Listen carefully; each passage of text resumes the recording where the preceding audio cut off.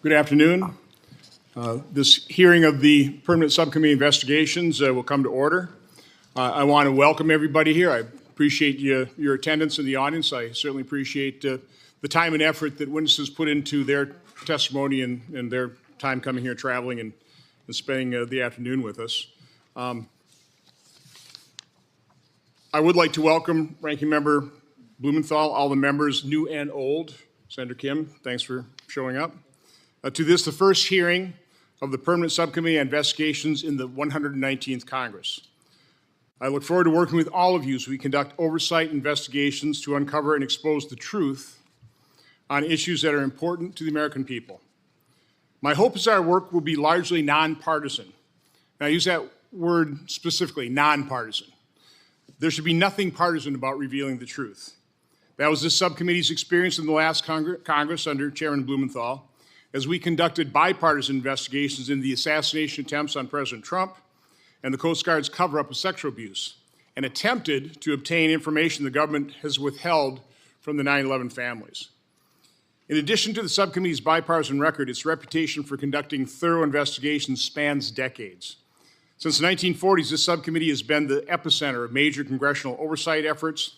I hope to use the subcommittee to build on that legacy by bringing much-needed transparency to the public, revealing the truth and exposing wrongdoing. But it won't be easy.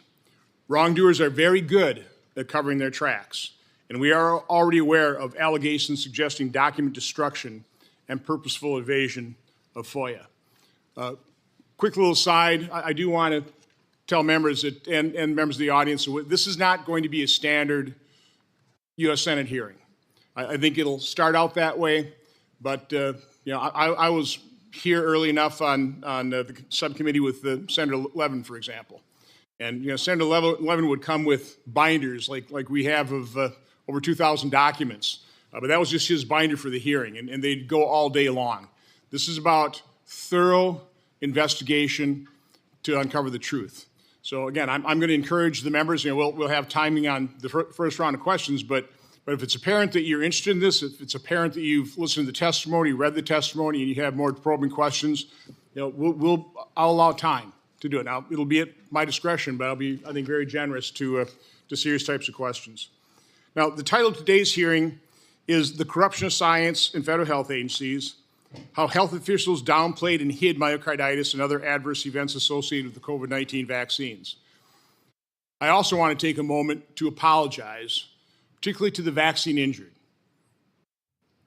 because I know there was an awful lot of expectation that as soon as I obtained this chairmanship that we'd be holding hearings immediately in January and February, and that was what my hope was. It didn't pan out that way because as dedicated as Robert F. Kennedy Jr. is to radical transparency in HHS, that's hard to achieve. And so it still has been difficult to get the documents. I think we finally got enough documents to certainly demonstrate in this case with myocarditis that the federal government was well aware of it, downplayed the severity, and hid what they had actually found. So again, that's what this hearing is about. That's what about the report that we're issuing in conjunction with this hearing is about. As chairman of the full committee, I held multiple hearings in the first year of the pandemic that opened my eyes to the capture and corruption of federal health agencies and scientific research. So much of our miserably failed response to COVID made no sense. Masking, devastating shutdowns, the sabotage of early treatment, rapid approval of remdesivir, and the maniacal reliance on the COVID-19 injections, and I use that word purposefully as well, injections, they're not standard vaccines, as the only way to end the pandemic. As ranking member of this subcommittee, I was unable to interest the subcommittee or full committee chairs in joining my oversight of our pandemic response. So instead of formal hearings, I held public events, giving those injured by the COVID-19 injection a platform to appeal to federal health officials and the public for help. I also provided opportunities for eminently qualified doctors and medical researchers who disagreed with our pandemic response to offer second opinions. More often than not, those who spoke up were vilified, censored, and suffered various forms of retribution and retaliation. Fortunately, the retaliation did not deter them, and they continued to speak out. Even better, they were joined by others. Some of those individuals are testifying today or are in the audience. I want to personally thank them for their courage and persistence. Today, I'm releasing an interim report that is based in large part on documents that were obtained by individuals who filed Freedom of Information FOIA requests over the last several years. These documents, obtained by reporters and private citizens, contain heavy redactions applied by the Biden administration. Yet, despite these obstructive efforts, these individuals initially raised awareness of Biden's administration's failure to immediately warn the public about myocarditis and other serious adverse events linked to the COVID-19 injections. I want to today credit the tenacious reporting of Brenda Bellotti, Ed Berkovich, Brian Hooker, Amy Kelly, Zachary Stieber, and Naomi Wolf. I know this hearing in particular was based on what we saw in the Pfizer papers and the 17-page talking points memo we'll talk about later. And again, that was the good work of Naomi Wolf and Amy Kelly and their crowdsourcing of the Pfizer papers. You know, how do you go through millions of pages? But I also want to thank the individuals associated with React 19, the Informed Consent Action Network, ICANN, the book, The Pfizer Papers, as well as the reporters at Epoch Times, The Defender, Just the News, The Daily Clout, and many others who work persistently to expose the truth. Now, I actually have a quite a bit longer opening statement, which I'll ask to be entered in the record, but what I want to do right now is, in a more succinct fashion, go through a abbreviated timeline as it relates to the myocarditis issue. Now, after facing 4 years of the Biden administration's efforts to undermine the public's access to information in my oversight work, I immediately issued a subpoena to HHS when I became chairman of this committee. The subpoena records I am releasing today, which are discussed in the interim report, do not contain FOIA redactions and will finally provide the public a more complete understanding of the Biden administration's awareness of the risks of myocarditis following COVID-19 injection. So now here's a brief timeline. On February 28, 2021, Israeli health officials notified CDC, quote, of large reports of myocarditis, particularly in young people following the administration of the Pfizer vaccine. Again, that's February 28, 2021, 2.5 months after the emergency use authorization. On April 12th, over a month later, a DOD consultant raises concerns to CDC and FDA officials about their ability to monitor and track cardiac-related adverse events. The consultant notes, quote, if you do not ask, you will not see it. But does that mean it does not exist, unquote. Around the same time, in mid-April 2021, CDC officials discussed safety signals for myocarditis, quote, for myocarditis with mRNA vaccines, based on DOD and Israeli data, but do not take immediate steps to warn the public. By the end of April 2021, just 4 months into the COVID injection, VAERS was already reporting 2,926 deaths worldwide within 30 days of injection, with 46% of those deaths occurring on days 0, 1, or 2 following injection. Now, I have the first chart I ever did on this, which I presented in our event in Milwaukee with the COVID injection injured. That chart, a couple months later, is showing, I think, 30-some%. I can't see it from that far away, but let me get out mine. That chart is showing, at that time, a couple months later, 4,812 deaths, 1,736, or 36% of those deaths occurring within the day of injection or within 1 or 2 days. Now, I was raising that issue. I was going on media. I was showing this chart, and I got censored. Radio talk show hosts, when I talked about this, they were deplatformed. Now, again, I realize VAERS doesn't prove causation. I realize it's grossly underreported, but that's a correlation that I thought was pretty important. Somebody ought to be looking at it. So when I finally had a meeting with Francis Collins, head of NIH, with a group of other senators, I asked him, are you watching VAERS? I gave him those stats.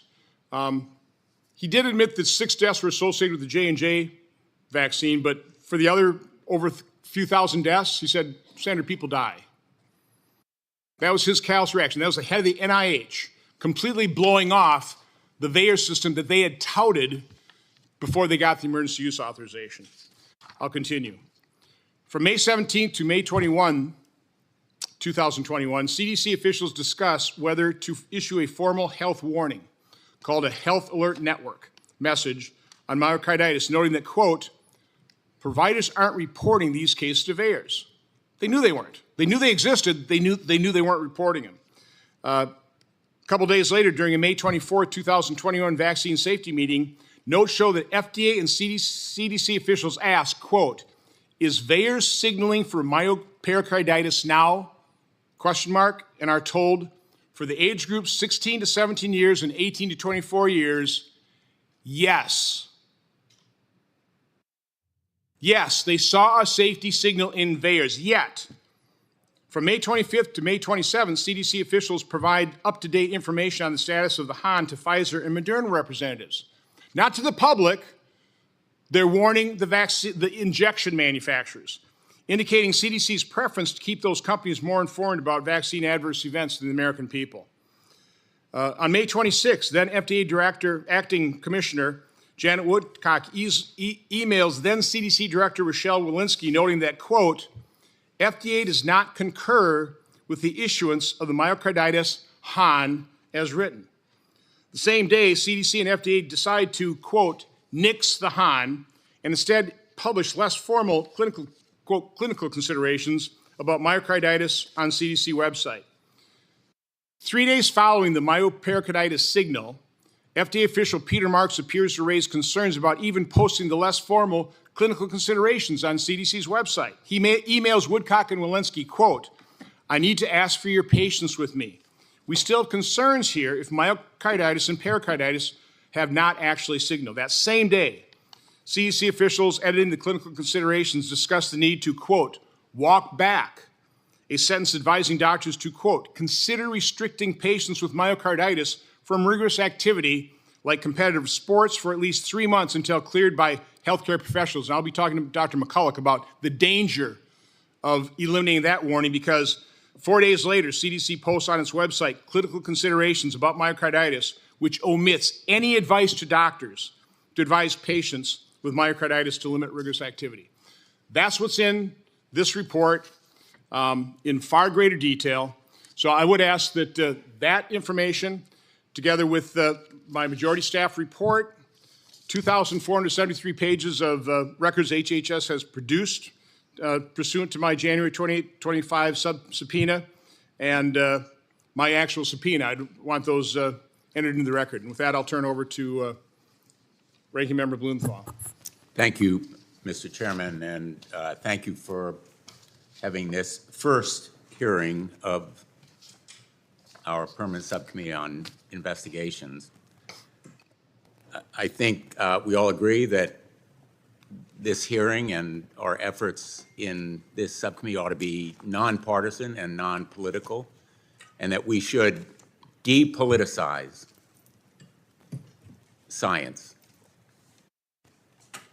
strictly adhere to the evidence, medical evidence, without resort to ideological predilection, and that there ought to be warnings about side effects from any medicine, and that the warning should be as prompt as possible. I think we can all agree on that fact, and that there ought to be very rigorous review of any kind of medical treatment by the FDA to make sure it's safe and effective before it's used in the public. But I want to take us back to January of 2021. I know it's hard to recall the sense of real fear during the worst of the pandemic.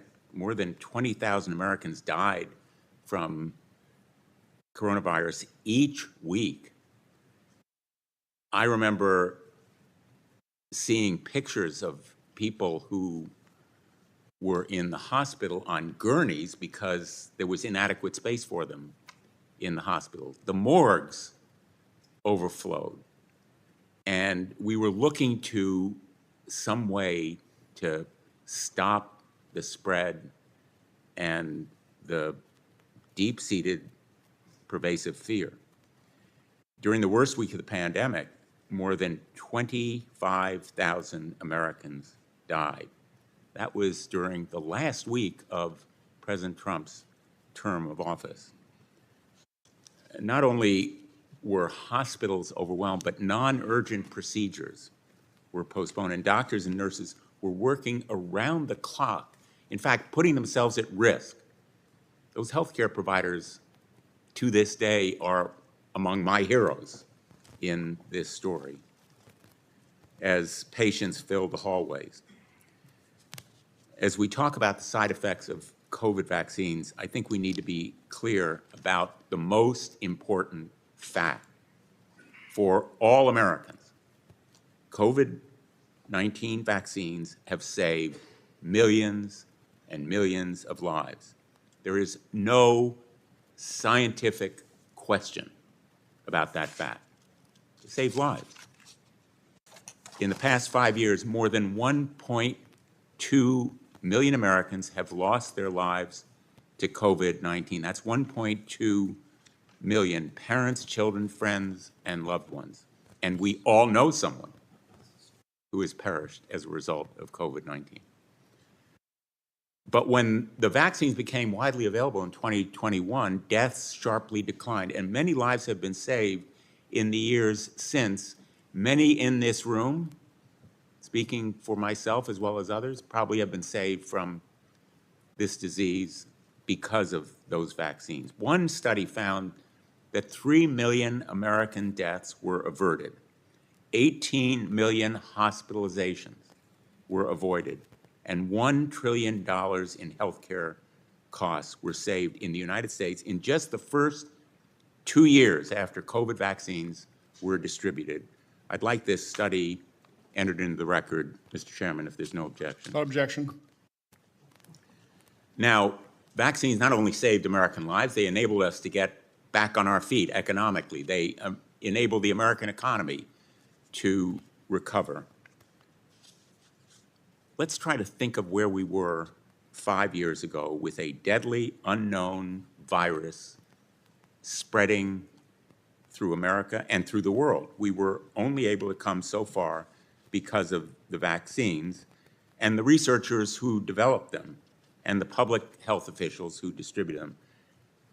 And now those individuals are again under attack, our public health officials. I've looked at those documents, maybe not all of them, that the majority alleges show that the Biden administration or those public health officials suppressed evidence of side effects. Let's be clear, the allegation is that they purposefully concealed evidence. I am unable to support that conclusion with this evidence. In fact, the primary piece of evidence for this claim is that the CDC did not issue a notice on its Health Alert Network, HAN, in May 2021, while it was still analyzing the evidence about myocarditis. We're talking about myocarditis. The chairman has referenced other side effects. I'm not sure what he means. But what I see as I look at that evidence is public health officials wrestling with what to do and what kind of warning to issue. And again, side effects must be studied and communicated. And that's what I see happening in these documents that the majority has released. So we have to distinguish, I think, between differences of opinion under the pressure of a pandemic and separate the opinions of scientists who are working for the greater good and, frankly, others who may simply be seeking to sow distrust while they profit off misinformation and fear. And I'm, frankly, deeply concerned about some of today's witnesses because they have a financial interest in fomenting distrust about COVID-19 vaccines and pushing untested alternative remedies over proven treatments. In fact, two of today's witnesses are executives at something called the Wellness Company, which sells the disproven treatment, ivermectin, and a host of untested supplements, which include something called, quote, unquote, Ultimate Spike Detox, costs $89.99 a bottle. Another makes money from suing vaccine companies, and still others are pushing unsupported research while rejecting the proven scientists on COVID and other vaccines.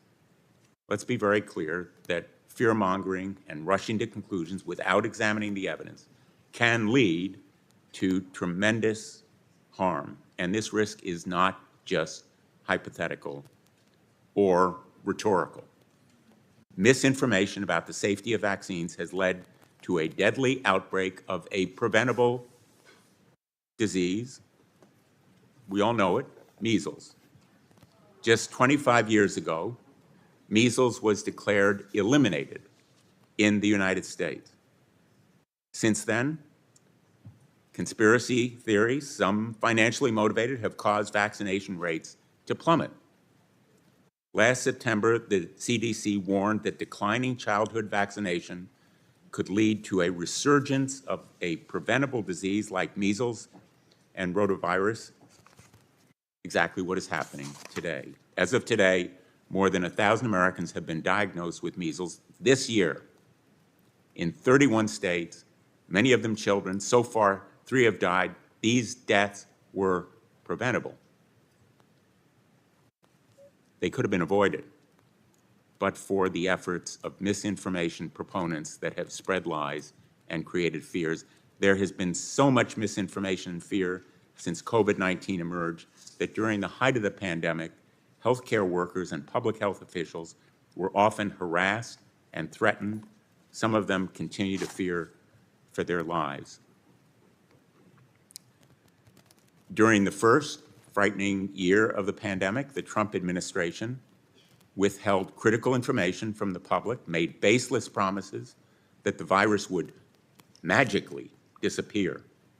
I think I'm almost quoting the president. Magically disappear, engaged in unfounded conspiracy theories and sham science about COVID-19 treatments, and sowed the seeds of distrust in public health institutions. And then, to the tremendous credit of President Trump, he fast-tracked the vaccine.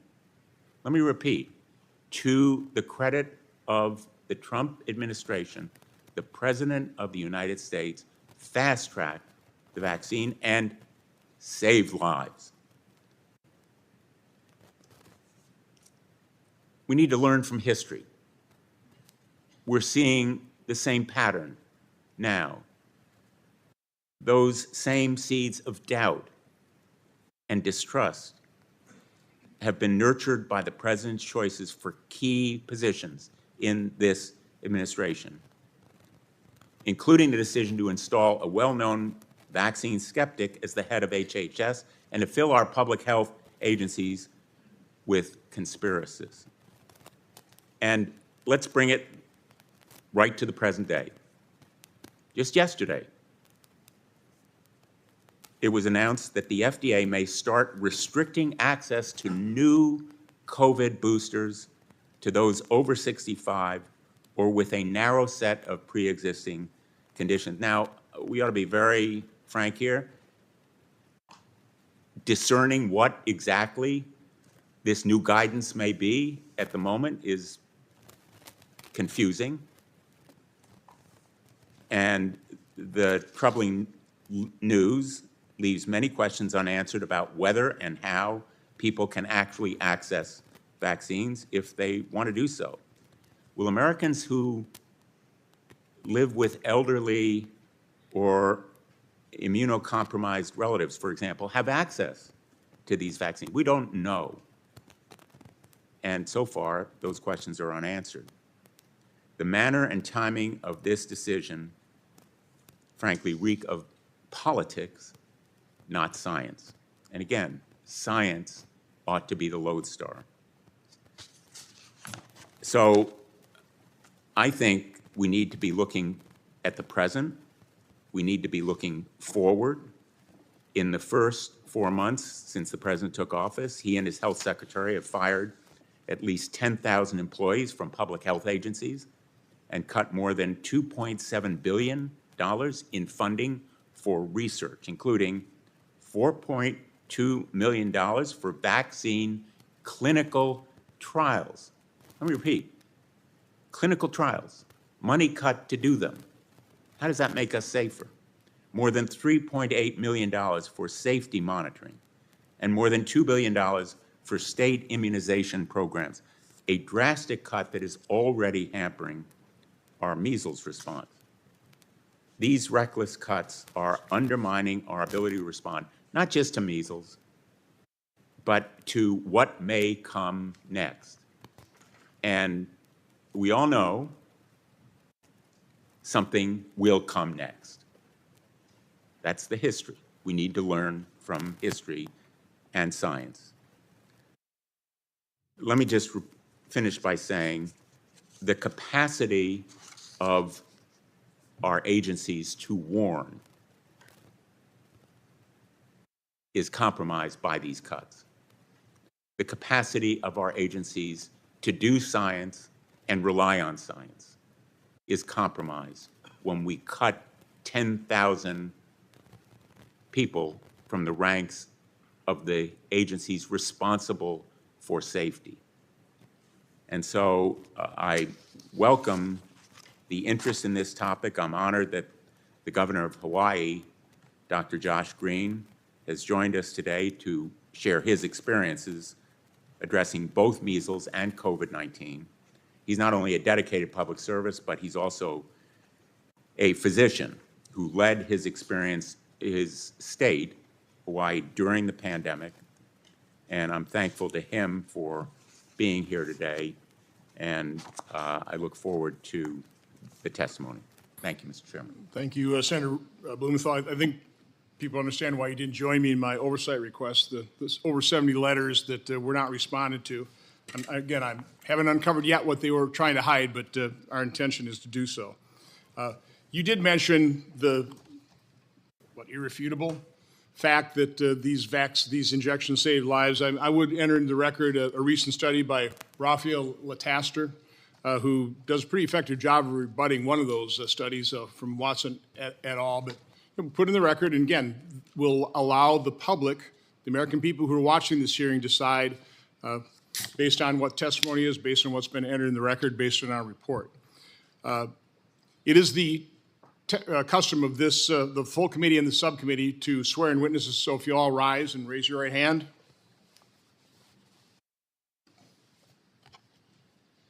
Do you swear that the testimony you are about to give before the subcommittee is the truth, the whole truth, and nothing but the truth, so help you God? Please be seated.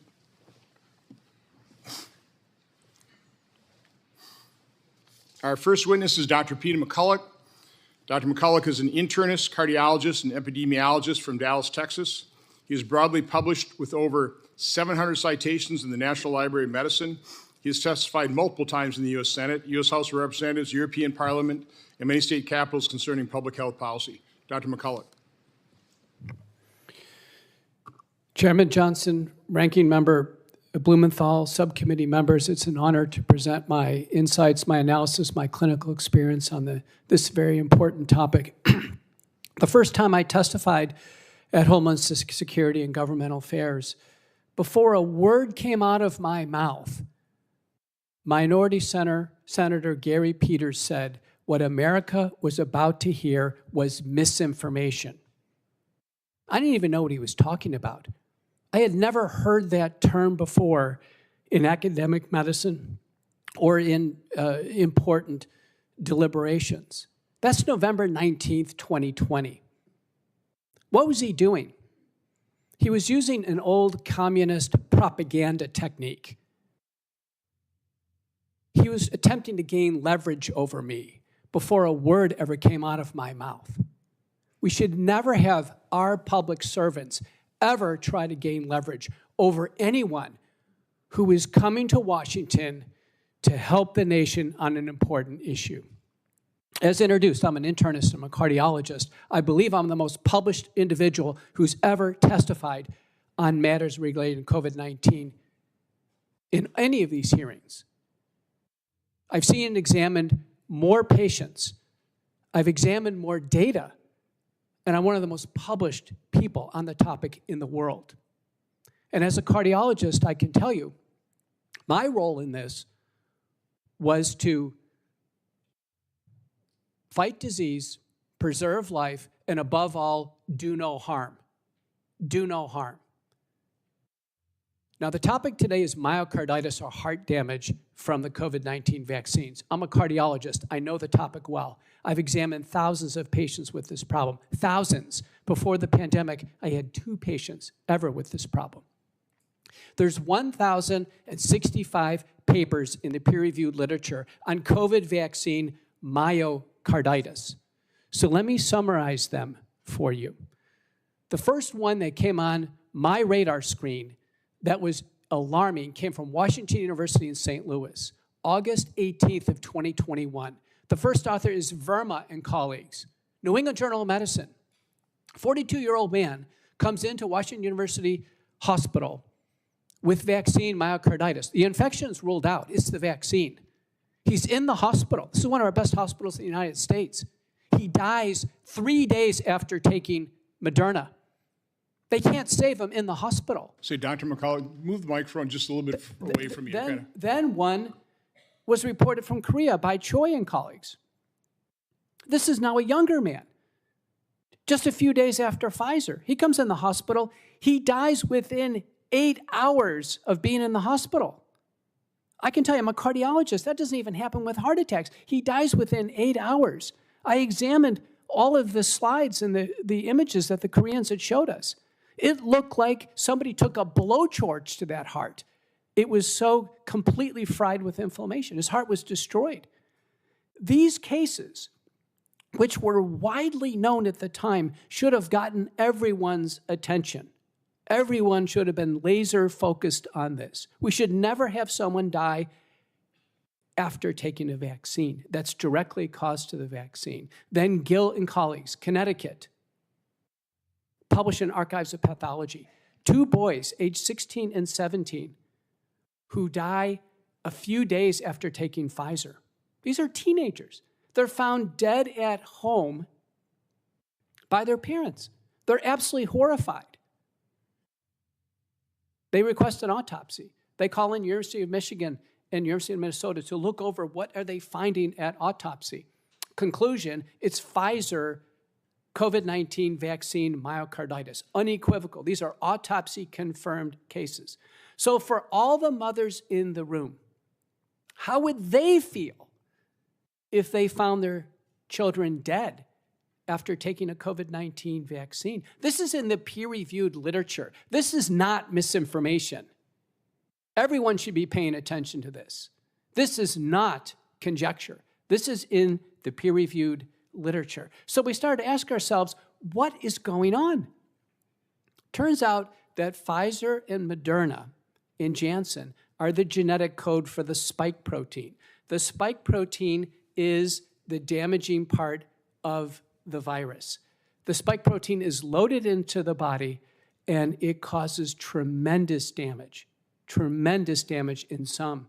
Acute myocarditis appears to have some genetic predilection, and all of the vials of the vaccine are not the same. But I can tell you, I'm concerned that until the vaccines are stopped, there will be cases of acute myocarditis.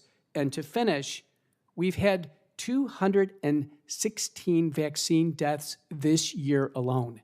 So if the vaccine campaign continues, we have to look at what are we getting out of it now, 4.5 years of the campaign, and how many more people will die. I'm Dr. Peter McCullough. Thank you for listening. Thank you, Dr. McCullough. Our next witness is Dr. Jordan Vaughn. Dr. Vaughn is a physician and clinical researcher in Birmingham, Alabama. As owner and CEO of MedHelp Clinics, Dr. Vaughn has directed his organization to the leading edge of early outpatient treatment of COVID-19 for his patients and greater Birmingham community. Dr. Vaughn has treated over 4,000 long COVID and COVID vaccine-injured patients. Dr. Vaughn. Thank you. Chairman Johnson and Ranking Member Blumenthal, thank you for having me. I'm going to dovetail a little bit off what Dr. McCullough said. And one of the things that, as a clinician who also had about 200 people working for him and actually seeing about 170,000 patients a year, when COVID came along, I had to really figure out how to not only help my staff and make sure they're safe, but also help the patients that my organization was responsible for. And that really made me dive into understanding the pathology. And what I came away with was understanding that the spike protein, the S1 subunit specifically, is not a benign protein. It triggers inflammation, it disrupts endothelial barriers, it induces fibrin resistant to breakdown, and it promotes a lot of amyloid aggregates, which is what I research. These effects impair oxygen delivery, damage blood vessels, contribute to clotting pathologies that manifest with a lot of the symptoms that we're seeing in the long COVID and vaccine injured, which to this day is a huge amount of people. We're talking upwards of 10 to 15 million people in America that are being affected by the consequences of COVID in the long form or vaccine injury. And the typical symptoms are things like heart racing, brain fog, shortness of breath, and post-exertional malaise. In my clinic, I actually use immunofluorescent microscopy to be able to actually see what's going on in the blood and look for these amyloid aggregates.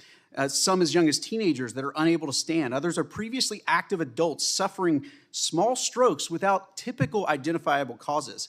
These are not abstract theories. They're the lived realities of my patients in Alabama and beyond. The mRNA injection, heralded as a solution, introduced a novel mechanism, lipid nanoparticles delivering modified mRNA that instructs the cells to produce a stabilized spike protein. Unlike traditional vaccines, this approach resulted in uncontrolled production of the spike protein for an unknown duration and distributes it widely across organs, including the heart, brain, and vasculature, and ovaries and testes. The actual EMA, their assessment of Comirnaty, which is Pfizer's vaccine, noted biodistribution beyond the injection site, contradicting claims that the vaccine stays in the arm. And a recent groundbreaking study using single-cell precision nanocarrier identification revealed LNP accumulation in the heart tissue of mice with adverse proteomic changes in immune and vascular proteins, raising concerns about the cardiac complications that dovetail with what we were seeing when we were looking at the COVID-19 vaccine myocarditis. I will tell my first encounter with a vaccine injury came in winter of 2021. 69-year-old man from Alabama presented with unexplained shortness of breath. He was a patient of mine. He really had no other reason that he had this shortness of breath. And after the second Pfizer dose, he actually had significant shortness of breath. I couldn't figure it out in a sense because it would typically be that he had a pulmonary embolism, but empirical anticoagulation and antiplatelet therapy brought rapid improvement. This case prompted deeper investigation that the spike protein's ability to induce fibrin that's resistant to breakdown, activate platelets irreversibly, and damage the inside of our vessels that run to every part of our body and every organ, explained his symptoms and those of thousands more since. I have treated approximately 4,000 patients suffering from long COVID and vaccine injury, or both. Many were young and previously healthy. For those with vaccine injury, trust in public institutions has been shattered. Many were coerced under the August 2021 federal mandates, despite legitimate hesitations due to prior infection or personal health risks. They knew their body better than the agencies. Now disabled, they are dismissed or ignored by the systems that mandated their compliance. The myocarditis signal was also a big thing. This spring of 2021, a clear safety signal emerged. Myocarditis in young males linked to mRNA vaccines. The Department of Defense confirmed cases of rare heart inflammation, and peer-reviewed studies later detected circulating spike protein in post-vaccine myocarditis cases. Autopsy findings have confirmed fatal vaccine-induced myocarditis. Yet federal authorities accelerated licensing and mandates, sidelining concerns. The CDC's hesitation to issue a health alert on myocarditis, and the FDA's former CBER director promoting vaccines on social media crossed a line from oversight to advocacy. This was not regulation, it was endorsement. Informed consent is the foundation of a patient-physician relationship. Absent the regulators providing that information, that relationship is irreparably harmed, and the practice of medicine will continue to suffer. In closing, I urge you to stop blindly following the science. Science does not lead anywhere. It is an observer, measurer, and descriptor. It must inform leadership, not replace it.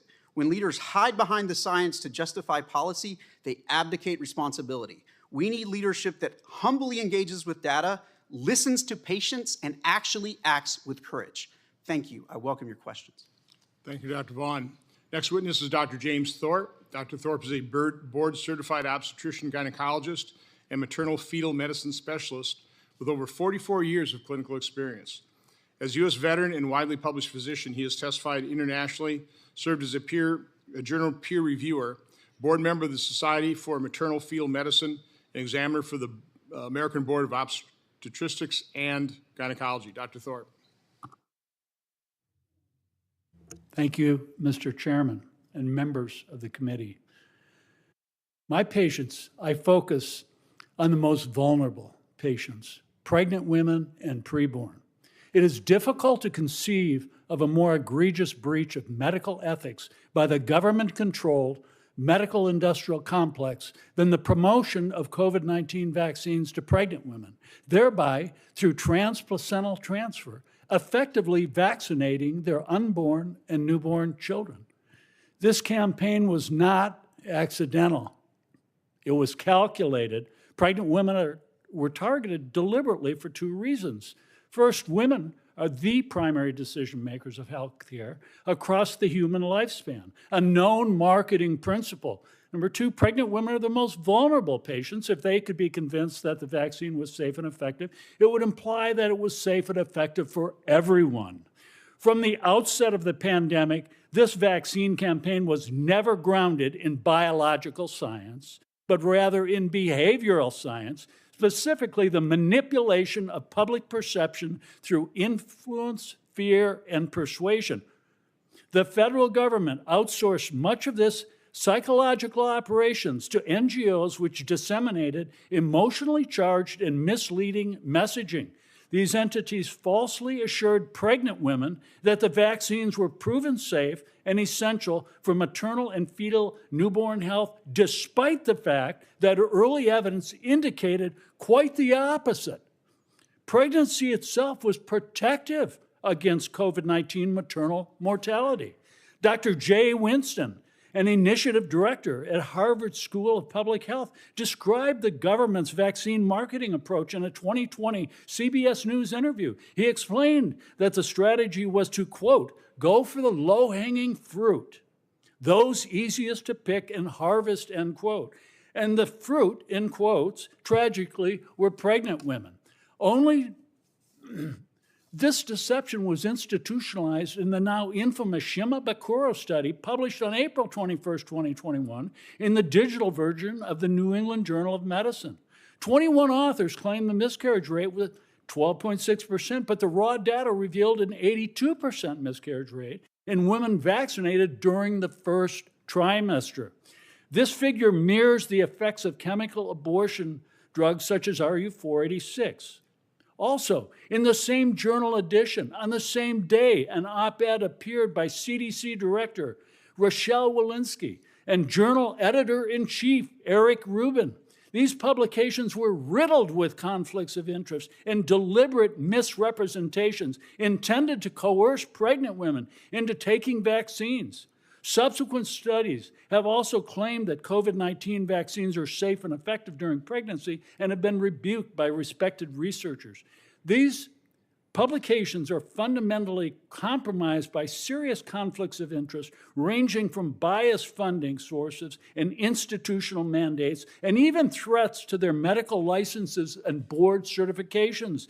Between 2020 and 2022, pharmaceutical companies paid $1.06 billion to reviewers at leading medical journals, the New England Journal of Medicine, JAMA, Lancet, and BMJ, thus corrupting the peer review process. At least 6 existing studies, 3 from CDC, FDA, and 2 from Pfizer, revealed major breaches in safety signals for COVID-19 vaccines and pregnancy.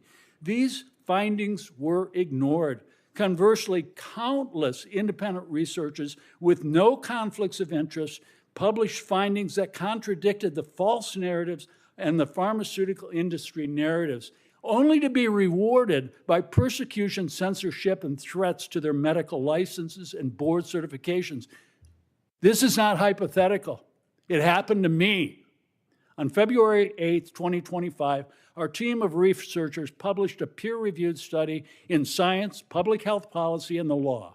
We identified 37 adverse pregnancy outcomes significantly associated with COVID-19 vaccine, including miscarriage, stillbirth, birth defects, cervical insufficiency, premature rupture of membranes, preterm birth, and death of the newborn. Lin and colleagues in a major journal publication documented that the COVID-19 vaccine traverses the placenta, enters the fetal blood, and bioactively produces spike protein in the placenta and the lining of the uterus. Recently, animal studies revealed the mRNA COVID vaccine causes the destruction of 60% of the ovarian reserve in rats. This catastrophic public health failure was financed with taxpayer dollars and channeled through federal agencies to medical gatekeepers such as the American College of Obstetricians and Gynecologists, ACOG, the American Board of Obstetrics and Gynecology, ABOG, and the Society for Maternal Fetal Medicine, SMFM. These organizations have abandoned their ethics and responsibilities to physicians and patients and must be held accountable.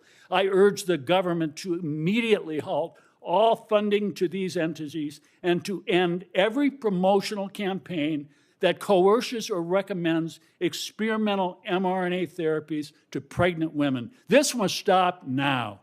Thank you. Thank you, Dr. Thorpe. Our next witness is Dr. Joe Walskog. Dr. Walskog is an orthopedic surgeon originally from Wisconsin. He experienced an adverse event after his Moderna COVID-19 injection that he received on December 30th, 2020. He has subsequently been diagnosed with transverse myelitis, an unspecified autoimmune disorder, and autonomic dysfunction. He is medically retired. He is now co-chairman of REACT 19. Dr. Walskog.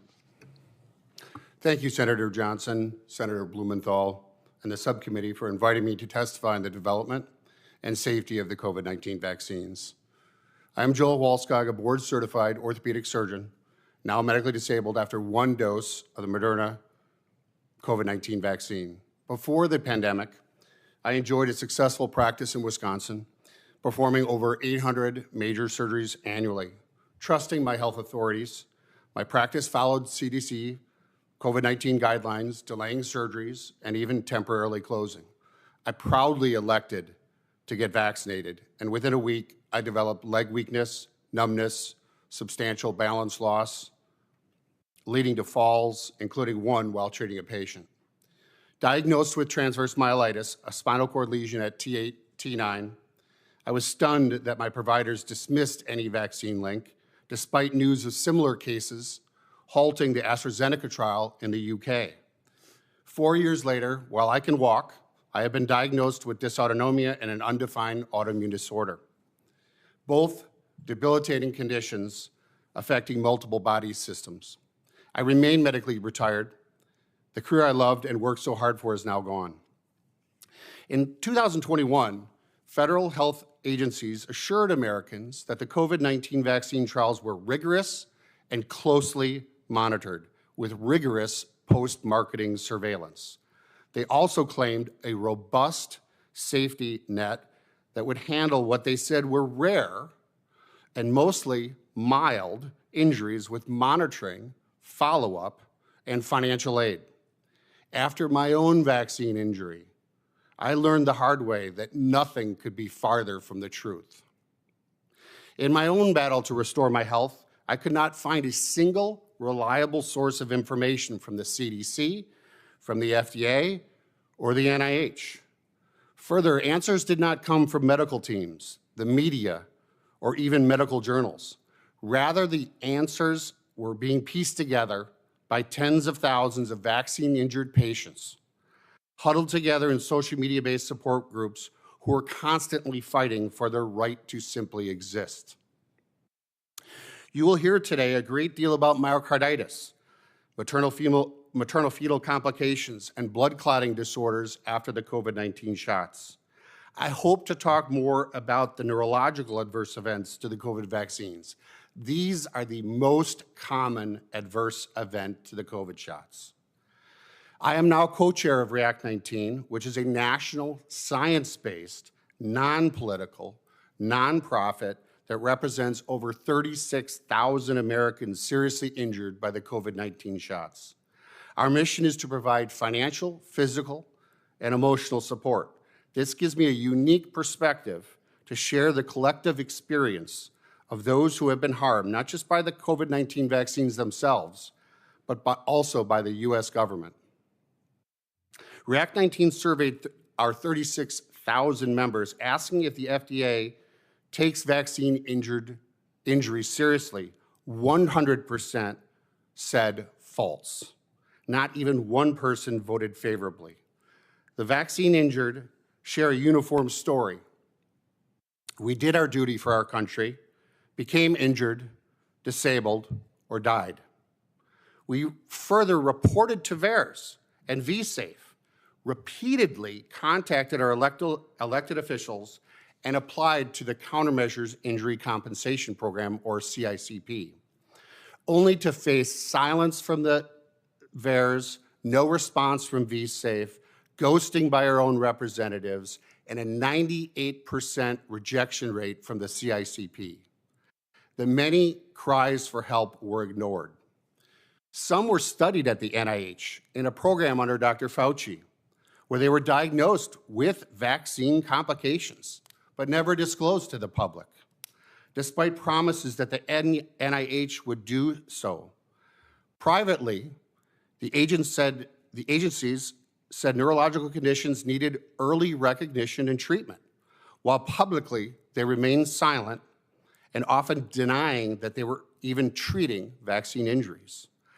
Rather, they promoted boosters and high safety claims, while the White House directed social media to censor, quote, true stories of vaccine injury, end quote. Relegating NIH confirmed injuries into silence. That silence by health authorities, elected representatives, and even our White House has resulted in even more severe health outcomes and worse for many, death.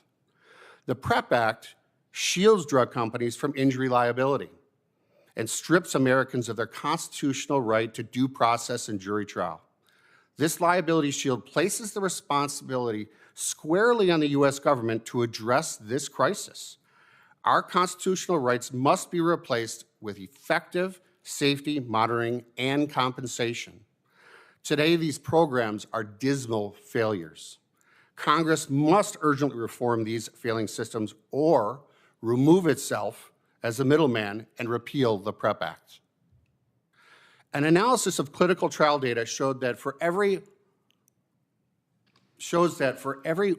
800 people vaccinated, one suffers a serious adverse event.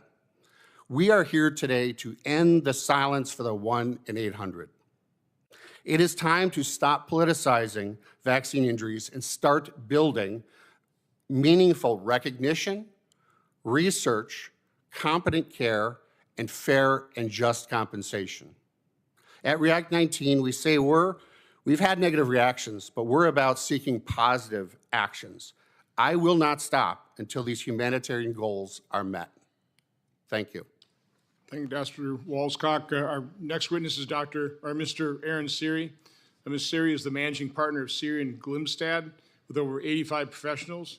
He has handled numerous high-profile cases involving challenges to medical mandates, restoring exemptions, agency transparency, including forcing FDA to release the COVID-19 vaccine licensure documents, and deposing immunologists, infectious disease doctors, and vaccinologists.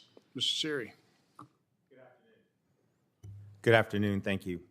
Our vaccine practice, I believe, which has over 40 professionals, it doesn't represent pharmaceutical companies, I believe is the largest vaccine practice in the world. When we litigate vaccine cases, we cannot rely on credentials or fancy titles. We have to prove our claims with high-impact data and sources. For example, I saw a slide put up that showed 3 million lives were saved from COVID-19 vaccines. The citation to it was to the Commonwealth Fund. If you follow that, that's not a peer-reviewed study. That's a blog. It's a blog that used a mathematical model to calculate that 3 million lives were saved. So I agree with the Senator Blumenthal who said, quote, claims made, I think you meant regarding vaccines, we need to examine the evidence. And that's an example of that. We need to look carefully at the evidence we are relying upon when we are making claims about vaccines.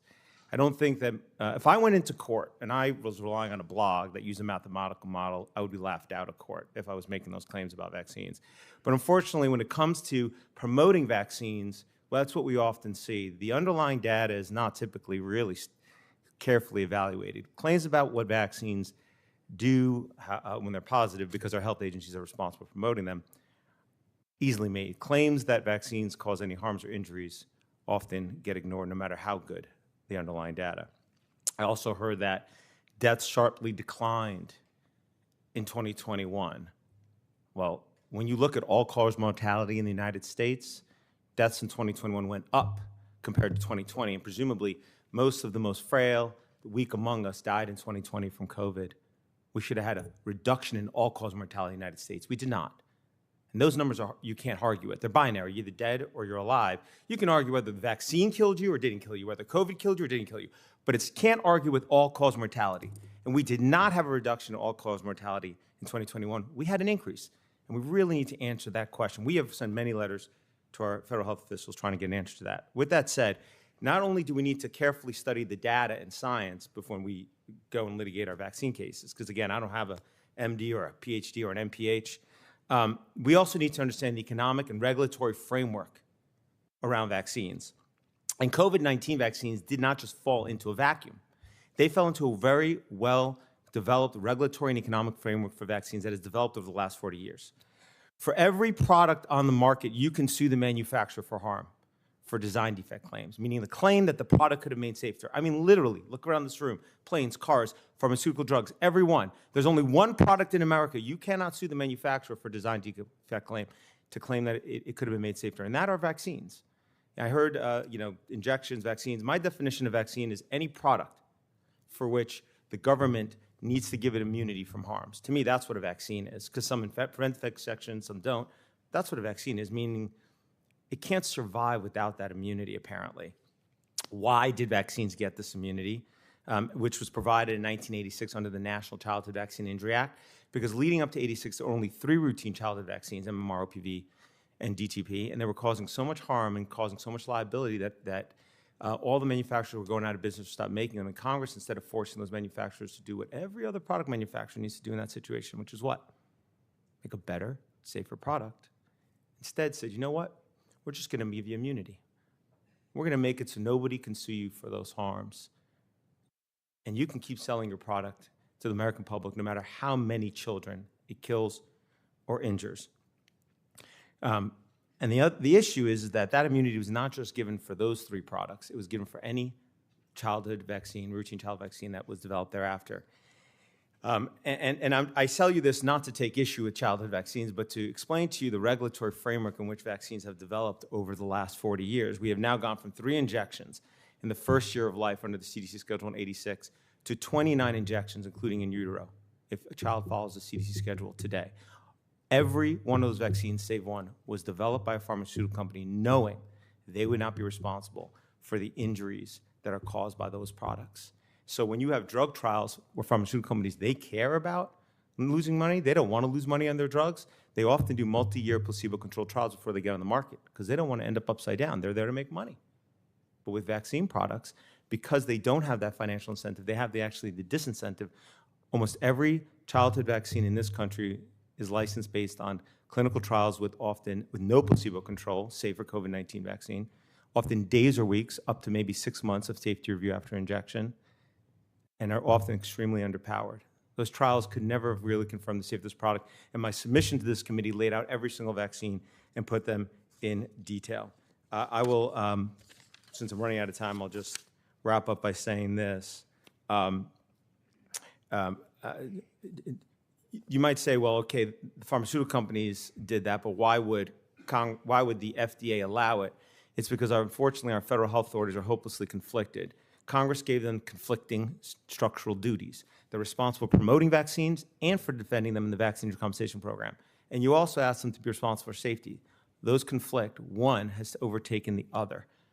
And for the most part, based on our over 2,004 requests to federal health agencies over the years on behalf of our client, I could tell you, our federal health agencies act like partners with pharma. They encourage their inroads. They act basically in the shoes of pharma, because when the immunity to liability was given to the pharmaceutical companies, Congress recognized that apparently and transferred all the safety functions to HHS and the mandate for safer childhood vaccines. And by doing so, it's made them hopelessly conflicted. That was a very, very quick way to try and convey the regulatory and economic framework into which COVID-19 vaccines fell into, and why, from the pharmaceutical and FDA's perspective, the COVID-19 vaccine clinical trials may have been robust, and they were compared to childhood vaccines, but compared to drugs or anybody that actually wants to assess safety, they absolutely were not robust. They were incredibly anemic. And as for post-licensure, regulators didn't do their jobs, but really they acted like pharmaceutical companies seeking to cover up harms and avoid reputational damage and financial liability. I hope this hearing can help begin the process of changing that. Thank you, and I apologize for going over on my time. Yep. Thank you, Mr. Siri. Our final witness is Governor and Doctor. I've always found senators like to be called Doctor, if they are one. So Governor and Dr. Josh Green. Governor Green is the 9th governor of Hawaii. He earned his degrees in biology and anthropology from Swarthmore College and an MD from Penn State's College of Medicine. Dr. Green served 2 terms in the Hawaii House of Representatives, 3 terms in the Hawaii State Senate, and a term as lieutenant governor, during which he was the state's point person addressing the COVID pandemic. Dr. Green was elected governor in December 2022. Governor Green. Thank you, Chair Johnson. Thank you so much for welcoming me. Thank you, Ranking Member Blumenthal. Thank you, Senators.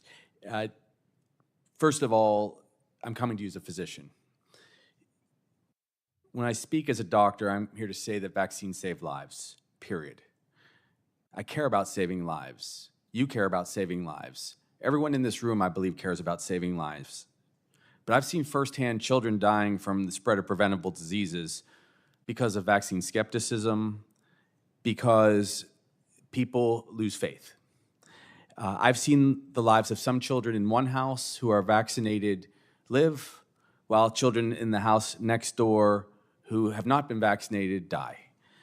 And we saw a lot of this during COVID. I want to tell you a little bit about my COVID experience as the COVID liaison in my state, a state of 1.4 million people.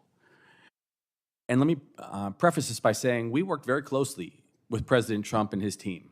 And then subsequently, as Lieutenant Governor, I was able to work very closely with President Biden and his team, and I appreciate them both.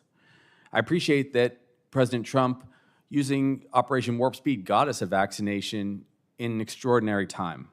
We were desperate as healthcare providers. I worked as an emergency room physician virtually every single weekend for 20 plus years, including through the whole pandemic. And this is what I saw.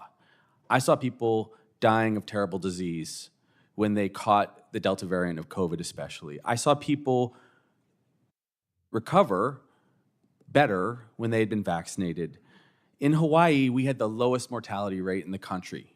We had the highest vaccination rate in the country. People have asked me in the course of the prep for this hearing, well, is Hawaii safer because it's a tropical island state? No, actually, it's quite the contrary. We had COVID coming from east in Asia, where it originated, and west, travelers from the mainland. But we put together programs based on science. Day by day, I counted case after case after case because there was so much uncertainty. And I was able to share in our state where we had infectious disease doctors, where we had extra need for ventilators, where we had extra need for vaccinations, where the rates were lower. And day by day, working with all the healthcare providers in my state and listening to others, not mandating. I'm not a mandate guy. That may come as a surprise to some today. We were able to make sure that we had a science-based response. We put together a safe travels program which tested anyone coming into the islands so that they wouldn't travel or that they would isolate or quarantine if they were positive so they wouldn't spread the disease. And over time, we had the experience that no one else had. We saw death rates constantly lower than all the other states with the single exception of Vermont on occasion. I tell you this because we have to follow science, and I truly believe that we can't politicize science or vaccinations or any of these public health matters, and it's very important going forward. This is where we should unite with one another. We should heal our country together in this space. Now, another experience I had, measles. I was the doctor that was asked to go to Samoa when they had their outbreak of measles. Why did they have their outbreak? Because they lost faith in the vaccination program. And it was tragic. The Children's Health Defense went there and they scared people. After tragedy. Admittedly, it should have never happened. I had children die in my arms who were not vaccinated but died of measles. This beautiful boy was with me and a pediatrician. Dr. Nadine Tansala had a terrible case of the measles, and some of his relatives passed away from the disease. But we went there and we vaccinated 37,000 individuals in 48 hours, and the measles just stopped. And I say this because this is what we have to look forward to in the future if we somehow fall into a place where we don't believe in vaccinations any longer. And we shouldn't do it blindly. We should study them. We should check for safety. Absolutely, that is essential in science. But these vaccinations save lives. They saved many lives during COVID. In my state, they saved over 10,000 lives. We anticipated mass casualties, which we never saw because we fought this disease with great intelligence and great acumen. I will tell you this. There are lots of things to share today. Protests resonated through the COVID experience in my state. People protested at my home, around my family. But the leader of the protests ultimately, after I was worried that he would catch COVID, did exactly that. Ended up in grave, grave peril. His wife was in the intensive care unit. His name was Witkoff. He later disavowed the protests against the vaccinations after seeing individual after individual after individual be intubated and go into the ICU because he experienced it. And that's what we as physicians see too often. Once a tragedy occurs, and my heart is with everyone who had any kind of reaction to the vaccines that we're talking about or loses a loved one. Of course, we love our fellow mankind, but we cannot turn away from science. So these are some of the things I wanted to share with you today.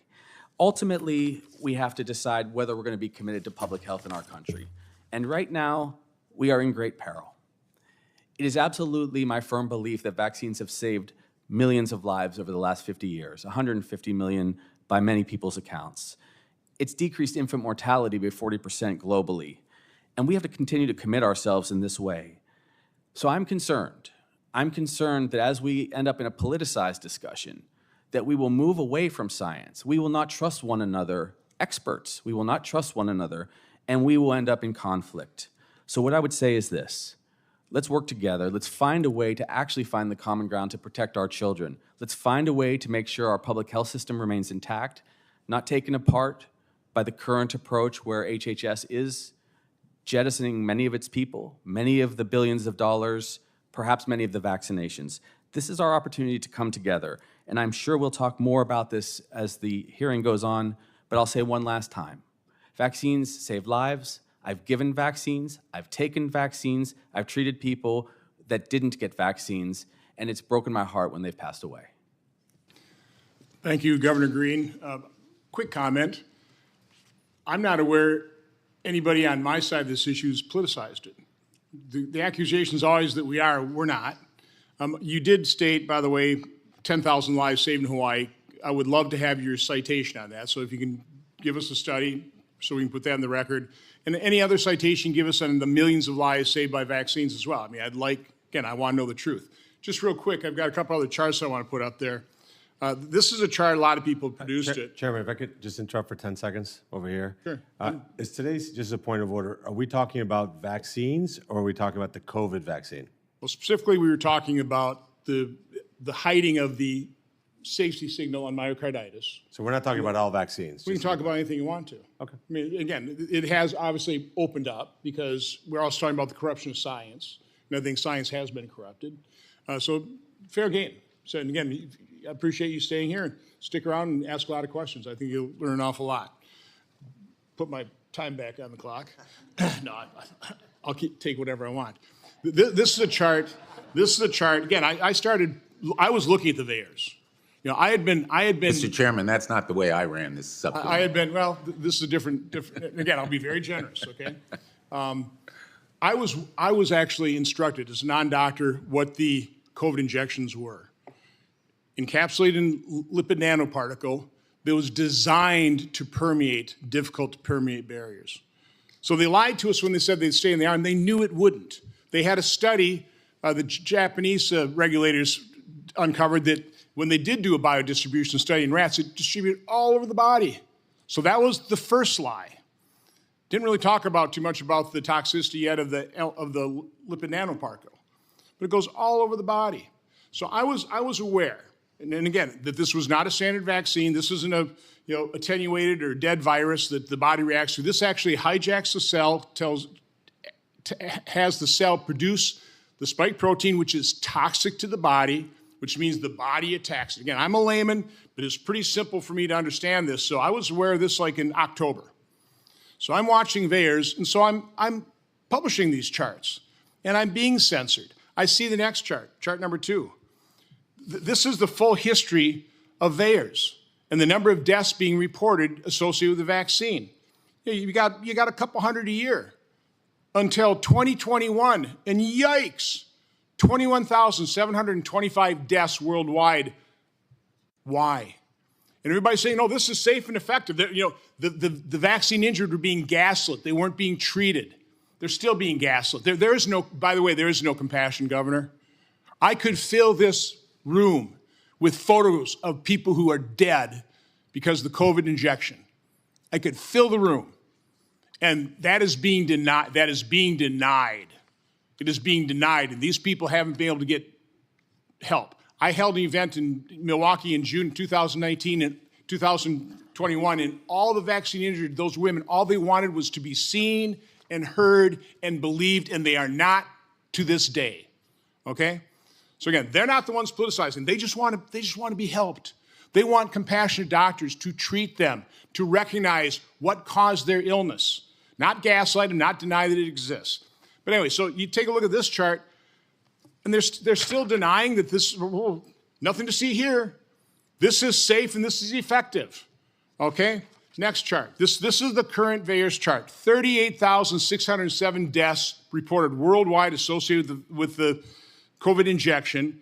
And we know VAERS dramatically understates, by a factor of 10, 100? We know it understates it. 9,228 of those deaths are occurring on the day of vaccination, the 1 or 2 days. Okay, I know VAERS doesn't prove causation, but man, that's a correlation we should have been looking at, but they ignored and they censored. But enough of that. Dr. McCulloch, please, in my layman's terms, I just kind of laid out the harmful mechanisms of this injection. Can you and Dr. Vaughn, because I think you've both spoken to this, again, in layman's terms, talk about why this caused so much harm in so many different ways because of the biodistribution. Dr. McCulloch. 80% of Americans took a vaccine. 20% didn't. 20% did not take a vaccine. The vaccine was never safe enough for me to take.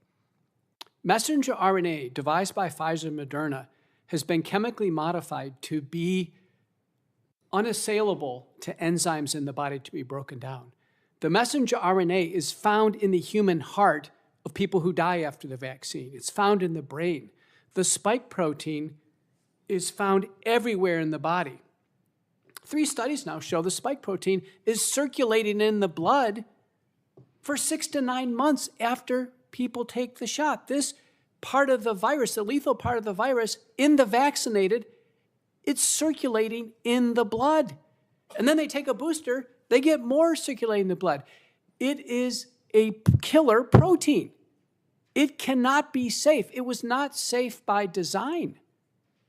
Safety trumps efficacy. We cannot tolerate false drug claims. And we saw a poster behind Senator Blumenthal making a false drug claim that vaccines saved millions of lives, specifically the COVID vaccine. Well, let's take a look at that. When someone signs consent for a vaccine, Senator Blumenthal, does the consent form say it's going to save their lives? Of course it doesn't.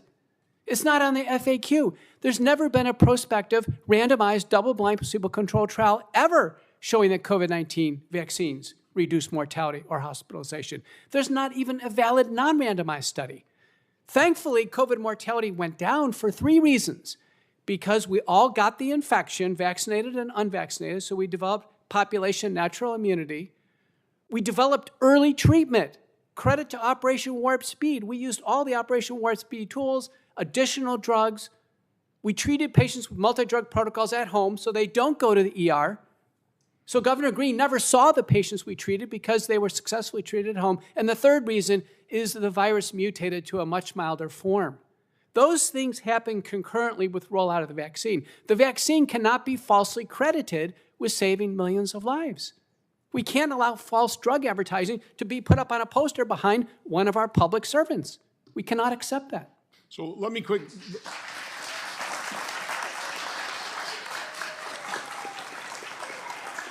And I will have a lot more questions.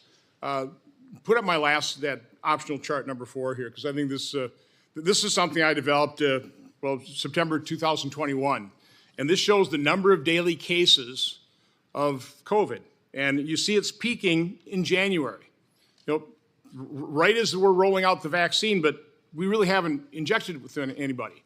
If by the time we had any kind of significant uptake of the vaccines, we were way down in terms of the number of daily cases. I mean, this virus was burning itself out. Okay, now we had different variants. Again, I've read a lot of information about vaccination into the midst of a pandemic driving variants. Is that what happened? I don't know. But you would think if a vaccine were that effective, the tail would just continue and the pandemic would be over. But that's not what happened. We had a whole new surge, and this is Delta, and doctors I've talked to, a very deadly, probably a more deadly. Would you agree with that, Dr. McCullough? Delta was a more deadly. I know you guys are kind of freaking out that your early treatment wasn't working as well.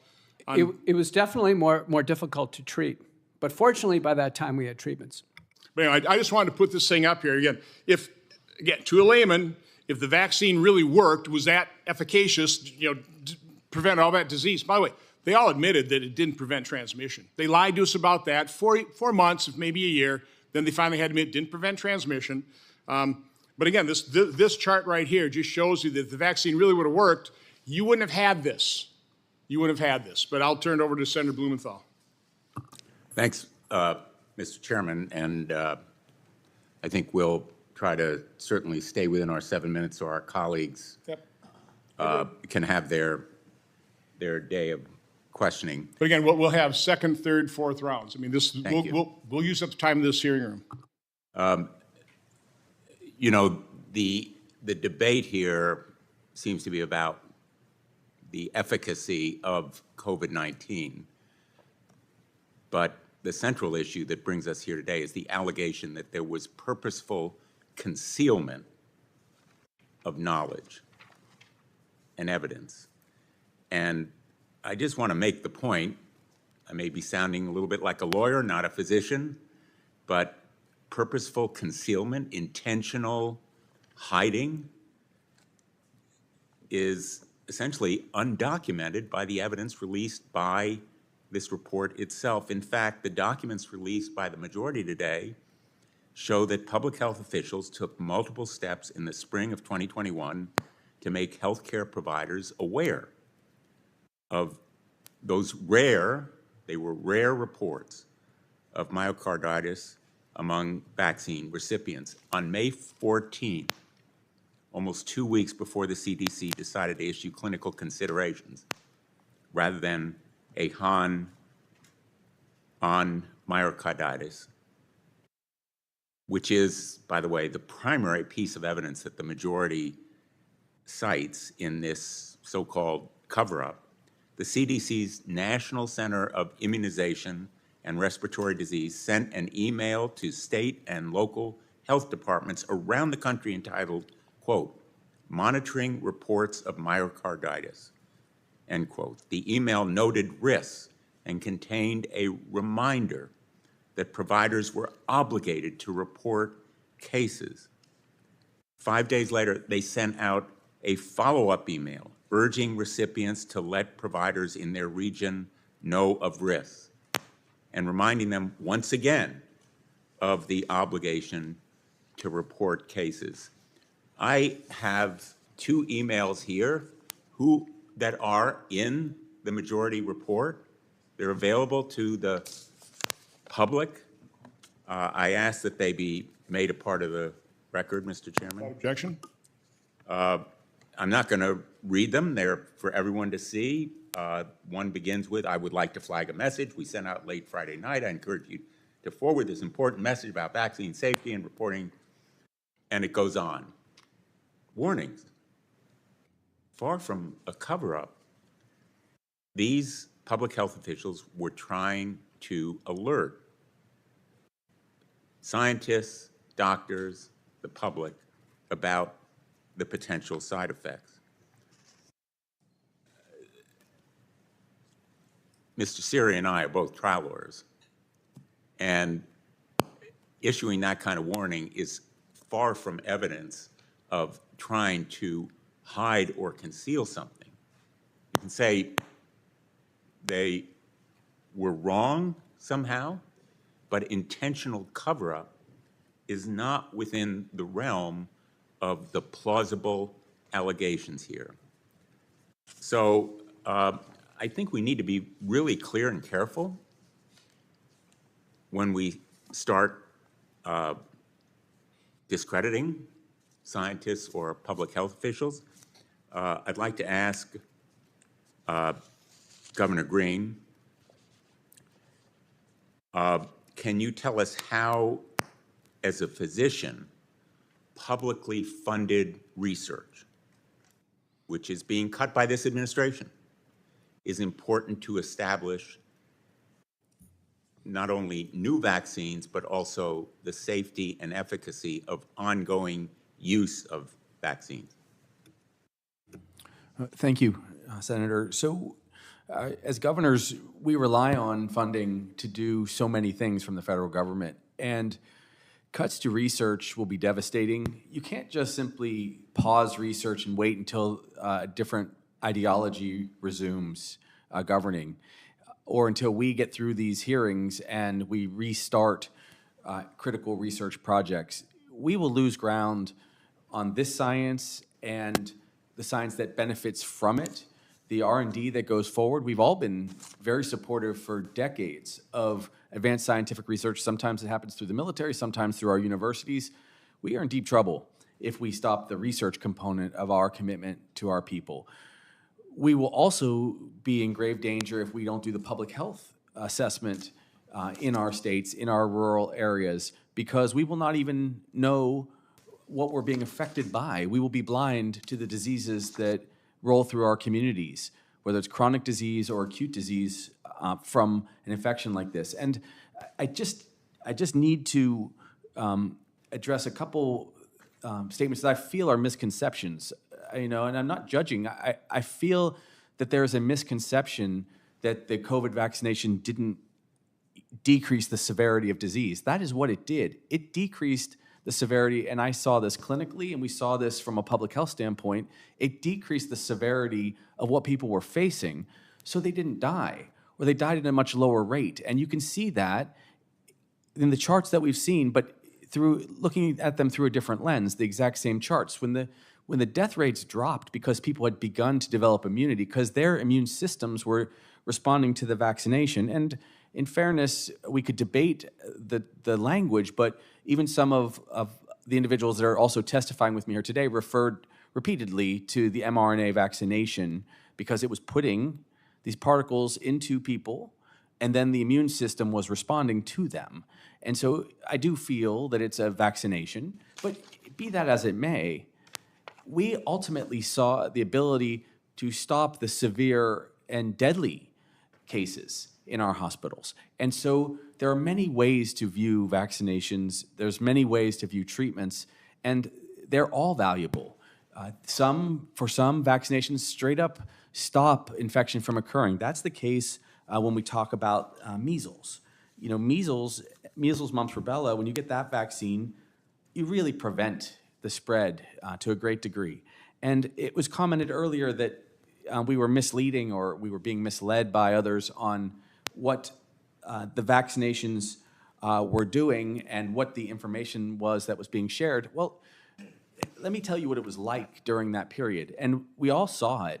There was a great deal of confusion because the unknown was so enormous. And to the credit of scientists and to the credit of those who invested in the research at, again, extreme speed and extreme dollars, we were able, as a nation and a global community, to find our way to something that helped us. Now, of course, there were some tragic outcomes, and again, not a single case should ever be dismissed, minimized. No one should be impugned. But the grander picture of a vaccination program is to protect all and to find a way to protect people so that they can also help protect the people around them, which is why the research is important, the spending is important, why I'm very concerned about the announcement yesterday that we will only be recommending vaccinations for people over 65 or those with chronic disease, because a couple points. One, first of all, and I'm sure many of you had this experience, the chairman mentioned going to Swarthmore College, which was my alma mater. The president of our class, named Nick Jesdanin, 51 years old, unvaccinated because the vaccinations were not yet available, healthy, a marathon runner, died of a COVID infection. He was a prominent writer, an extraordinary human being, but utterly healthy. And that may have been, of course, more rare than an 82-year-old or a 91-year-old contracting COVID and dying, but it does happen. He is an individual that would have been vaccinated immediately when given the opportunity. And also, the reasons that we were able to avoid so many unnecessary deaths in a very difficult to treat state, where we have 1, 2, 3, sometimes 4 generations of people living under the same roof with one provider. The challenge there is if we suddenly can't vaccinate teenagers or people who are 28 years old and are the breadwinners for their community, and we have another pandemic, or we have this outbreak worsen again, they will come home with the disease and very likely spread it to those who are vulnerable. And so I'll pause there. I just say that we should give people choice and we should honor and respect their stories, but we have to do the research. But their stories haven't been honored and respected. Our next question will be Senator Kim. Yeah, thank you. Governor, I guess I just would like to stay with you here for a sec, because I think you have an interesting perspective, someone who's both a doctor as well as an elected public official in an executive position. And I'm trying to digest the information that I'm hearing here and thinking about how to talk about it to my constituents back in New Jersey. And if they're watching this, I think that a lot of this is beyond what the average person understands. It's beyond what I understand in terms of the fullness of what happens in terms of our health system. So from your experience, Governor, when these cases come forward, these cases that Dr. McCullough and others have raised, in terms of these concerns, what's supposed to kick in? How does this system work? You talked about this, saying that, we have a robust system for safety, that the system is designed to monitor, identify, and transparently report possible side effects, to review. Can you explain to me and my constituents, how this unfolds and what to expect? Yes, thank you, Senator. So the way it should work is that we totally support science and we support public health so that we are able in labs and in public health offices to take in the concerns, the complaints, the vignettes, the data, and analyze it thoroughly. And to the chairman's concern, I'm sure some people were not listened to or they felt not listened to, and that should never happen. That is one of the great challenges of our modern time, where we're talking past one another, where when people are spreading their stories anonymously, sometimes they're spread in ways that are not really even from the individual who's suffering themselves. There are great challenges, but we have to have this robust system. And how do you talk to people? How did I talk to people? In my state, and many people feel that we had the most positive and effective strategy to deal with COVID, was because we did something very simple. It was partially accidental. In the early days of COVID, I started a whiteboard. And ultimately, tens and hundreds of thousands of people followed this whiteboard. And just so people know that it didn't have bias, implicit or otherwise, it didn't have partisanship, I just put the actual numbers that we had to the minute of how many cases that day, how many people were vaccinated, how many beds we had, how many intensive care unit beds were available, how many ventilators were available at each facility, how many infectious disease doctors, and so on. So that if someone truly didn't believe COVID was a threat, and some people felt that way, they could just look at the data and decide for themselves how they would respond in their lives. This is how you talk to your constituents about something that's this disconcerting, in fact, terrifying. And we just showed day after day after day, in a brief moment, sometimes 90 seconds, exactly what we had as the best data, long before we had these very complex reports from Johns Hopkins or USC or other universities, okay? Before we had that, we had our capacity in our state to share with our people what we were dealing with. And so what happened? Now, people could argue about this, but I will tell you that I believe we had far more people get vaccinated because I just shared exactly what we were experiencing. And I'll tell you, I look back at some of those early reports, and I sometimes shudder a little bit because we learned so much, which is what happens with science during one of these crises. You learn as you go. There were times, as you know, that we didn't have the right recommendations on masks. And we, of course, could debate that in this room, I'm sure. But we gave our best scientific data and our best experiential data.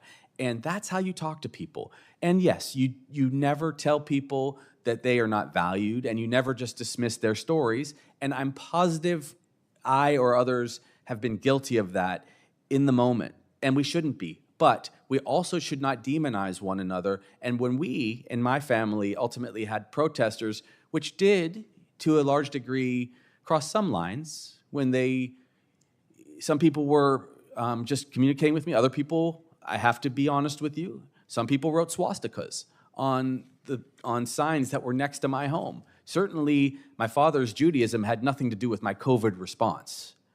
But I can tell you that sometimes because people were traumatized, and I understood how scared they were, and I understood what they were hearing out there, but that's how you talk to people. And if we do that after not, and I have to be honest about this, if we don't systematically dismantle our public health system, we'll be okay. We will find common ground, even though I suspect that there are some pretty significant differences between me and some of the other testifiers on what we would do with the next pandemic.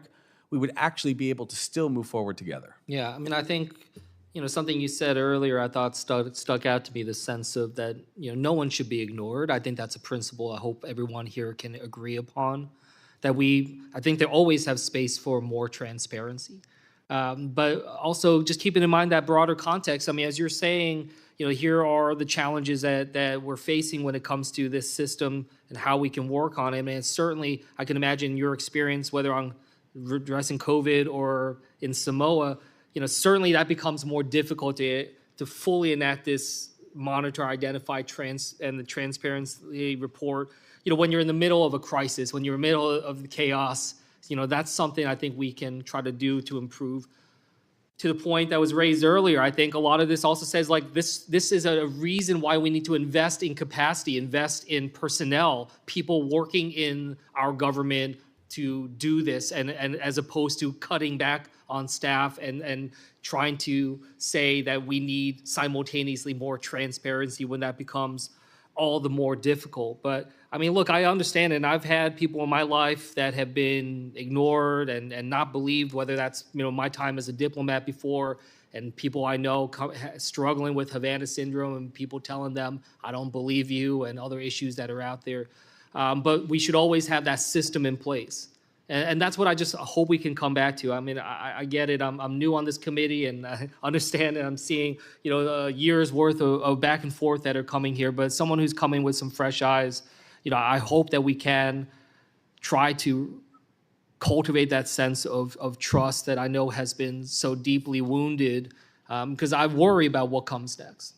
I worry about how we deal with the next diseases, the next pandemics, how we try to move forward and understand how this technology of mRNA and others try to move forward on. So I just appreciate, being able to hear this all and try to figure out how best I can be able to relate to the people in New Jersey, around this country, about the safety of the COVID vaccines that I have seen be able to save lives, but also be able to assure that we won't ignore people if they have other concerns, and we do our best to be as transparent as possible and to be careful of accusations of personal malfeasance, especially with some of our public servants, in terms of whether or not they were intentionally withholding information or not. We need to be very careful about those accusations on this committee. And with that, I'll yield back. I will say we are just seeing the tip of the iceberg here, and you will see more evidence. Trust me. Senator Marino. Well, first of all, thank you, Chairman, for putting on this hearing. I'm going to focus on, let's just stick to COVID-19 and COVID-19 policies. Let's not get into this conversation about vaccines writ large. Dr. McCullough, do you feel that you were listened to in 2021? Did you feel ignored? Our November 19th, 2020 hearing done for Homeland Security Governmental Affairs was very lightly attended by our senators who are working for us. That's a disappointment. It's disappointment there's chairs empty here. Our hearing was actively suppressed, scrubbed off YouTube. So just to clarify, not only were your viewpoints ignored, you were called a conspiracy theorist, a spreader of misinformation, somebody who didn't know what they were doing, by people who didn't even take a science class in high school. And yet you're a doctor and you were completely ignored. Let me ask you, Dr. Vaughn, real quick question. How many children under the age of 5 years old died of COVID? So very, very few. Actually, theoretically, a healthy child under 5, there wasn't any. So it's basically zero? Yes, it's How about under statistically the zero. age of 10? It's still statistically zero. 15? When you get up 15? into the 15, 16, I mean there is some. So under 15, none? Yeah. Pretty much, none? Statistically, yes. All right, so I'm confused because Governor Green said he held the children who would have died from COVID, but that's crazy because evidently nobody died of COVID who was under 15. We're talking about, but see, that's the confusion. See, when we talk about COVID vaccines and then we stick in other vaccines, we get off topic because COVID-19 wasn't about measles. Now, Dr. Thorpe, do you think, good idea or bad idea, that you should close schools? Bad idea. Now, Bad idea. No, why? I mean, kids can learn at home, can't they? They can learn very well at home, but at school, they will have the opportunity to develop natural immunity. So, and school, well, by the way, schools is where you socialize, you learn your behaviors, you learn how to meet other people. Because if we don't believe in schools, the federal government and state government can save a lot of money. So schools are important. Let's just get that out of the way. So why would you close schools, which you did, Governor, when no children died of COVID? What would make you make that decision? You close schools. And by the way, the impact on that is generational. You destroyed the lives. You and the other governors that closed schools destroyed the lives of children in doing that. So, okay, I've got to tell the audience, please notice, sir. Senator, may I respond to these that was a accusations? question for you. Yeah, I think it was. Well, first of all, I think you misunderstand some of the value to. No. Why did you close schools? Well, I'm going to address each Just of your answer points. that and not filibuster me, please. I'm not going to filibuster you. Schools, I did not want to close, and But we you tried- did. Actually, I was not governor at the time. But you were lieutenant governor and you were the point person. Do you think the governor made a mistake in closing schools? We reopened the schools as soon Did as you we could think get the he made a teachers- as soon as- mistake? Well, if Do you I think he can, made a may I mistake? answer the question, or is the senator going to filibuster me, sir? No, you're going to answer my direct question or just say I'm not going to answer you. No, I'm gonna Do answer you your think it question. was a good idea? Yes or no, the two choices in this answer. Do you think it was a good idea to close schools? Simple answer. Just give me a yes or a no. As we had COVID surging through our society because there was massive spread from children to adults, we were waiting to make sure the teachers So let me get this straight. You sacrificed the lives of children because maybe they would spread something that you don't know to adults. You thought that was a good idea. That's interesting. No, that's Okay. not always it. Actually, it's your okay. party that's trying to close our schools and get rid of the Department of Education. So we do have So we're not differences of politicizing opinion. this hearing. Okay, No, we're well, moving on. You said my We're governor go- said we're the go- other governors that close schools, which is a politicization Look, of the issue. when I'm in Hawaii and I'm having a hearing before you, you can interrupt me. When I will. You're here before the United States Senate, you're not going to interrupt me. Moving on.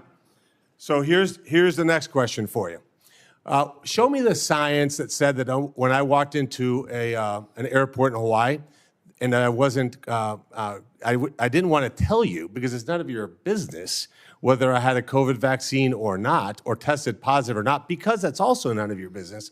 Where's the science where I had to quarantine for 14 days? Tell me the science behind why you locked your residents up and did not allow them to go grocery shopping, why you closed your beaches and your parks. I would love you to put that science into this record, because you can give me the nice, happy talk, but those were terrible decisions. And what COVID highlighted more than anything else, by the way, it's why I'm here. I ran for the United States Senate, not because I had this deep desire to be a government politician, but because I was so incensed by the arrogance, by the ignorance, by the lack of common sense among our elected officials that we needed different kinds of people here in Washington, D.C. and other places. So, Should I answer those questions, Chairman? no, there's no question for you. That was just a There were statement. several questions. You asked about why a 14-day quarantine. You asked about what's what the science? airports. Sure, what's the science, 14-day quarantine? Because Not 12, not 16. Actually, I asked for 5 days, just so you know. So what was it? Was there a dartboard? No, it was 5 days because that was the amount of time from symptoms to transmission. So why 14? The 14-day was before we had the So 14 wasn't scientific, just to be clear. 14 days was how long it took for people to get over the disease, and people were still shedding virus through that period, and that's why you do use science and I use science, but you didn't like science for Hawaii. But we did have the test, and we did have the test to enter Hawaii, so people could make a choice, an informed choice, and they did. And then they didn't have to quarantine at all. Just to make sure you know that, because I think you got your facts wrong. And also, I didn't close the beaches. That was the mayor of Honolulu and not me. So just, it is important that you get the facts right if you're going to be a political official. So that's what you're saying. It wasn't me. It was the other guy. No, it was me who ran the COVID response. Zero accountability. Dr. McCullough. I'll take more accountability if you give me more time. I'm done with you, Governor. Thank you. Thank you, sir. So Dr. McCullough, quick question for you. Just completely objectively. Look, I went to business school. I was not a doctor. So I'm going to truly objective, using your most subjectiveness here. Did the vaccine stop the spread of COVID-19? No. So then let me ask you one simple question. We'll go down the line. You guys can answer it. It'll be my last question. So if COVID-19 did, the vaccine, the injection, did not stop the spread of COVID, why is it that Joe Biden, President of the United States, issued an executive order, which was ruled unconstitutional, by the way, that said that if you worked for a company with 100 employees, because not 99, 100, that you would be fired if you did not prove you didn't have a COVID vaccine negative test or got vaccinated? Why would we have some decision like that? How depraved do you have to be to do that? Answer the question the way you feel down the line. Go ahead, we'll start with you, Mr. McCullough. Dr. Briefly. My testimony on this issue went all the way to the Supreme Court that overturned 4 out of the 5 Biden mandates. They were scientifically ungrounded, they were sociologically deranged, and they caused great harm. To this day, people are in court trying to get their jobs back and trying to put their lives together because of these disastrous policies. And just to be clear, sorry, Chairman, nurses were included in that, correct? Healthcare workers. The ranking member called them heroes. It seems to me that when you have a hero, you don't terminate their ability to make money and have them fired because they're making a personal choice. Because he ultimately, and I'll end with this, ultimately, this is what this is all about. See, I get to get a choice if I'm going to get vaccinated. And if it doesn't stop the spread, it is none of any other human being in this country's business what I did or did not do. Would you agree quickly? 100%. And I think Director Walensky, when she said of the science of hope, that is not science. Science is facts. Hope is not science. Thanks, Senator Marino. Again, please, let's not express any emotion out there in the audience. Dr. Walskog, I just have to go to you because you have direct experience. I almost feel like bringing up Breanne Dressen to talk about the concealment that you witnessed firsthand when it came to your working with, Bree's working with NIH officials, trying to do studies, being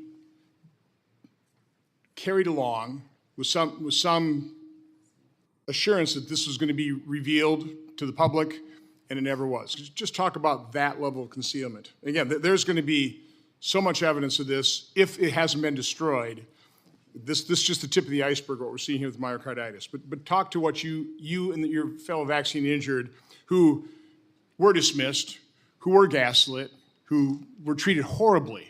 I mean, horribly when you came to the United States Senate and asked to be heard by senators and their staff, you were treated. Describe how you've been treated.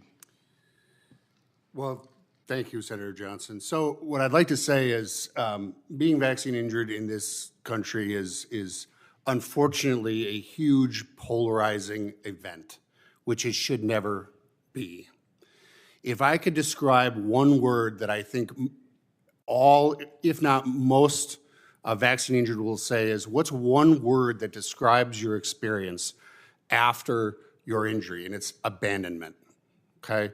We get attacked, we walk a tightrope. We get attacked from the right say, we're stupid, we shouldn't have got a shot, we should die. Okay, and I could show you social media stuff.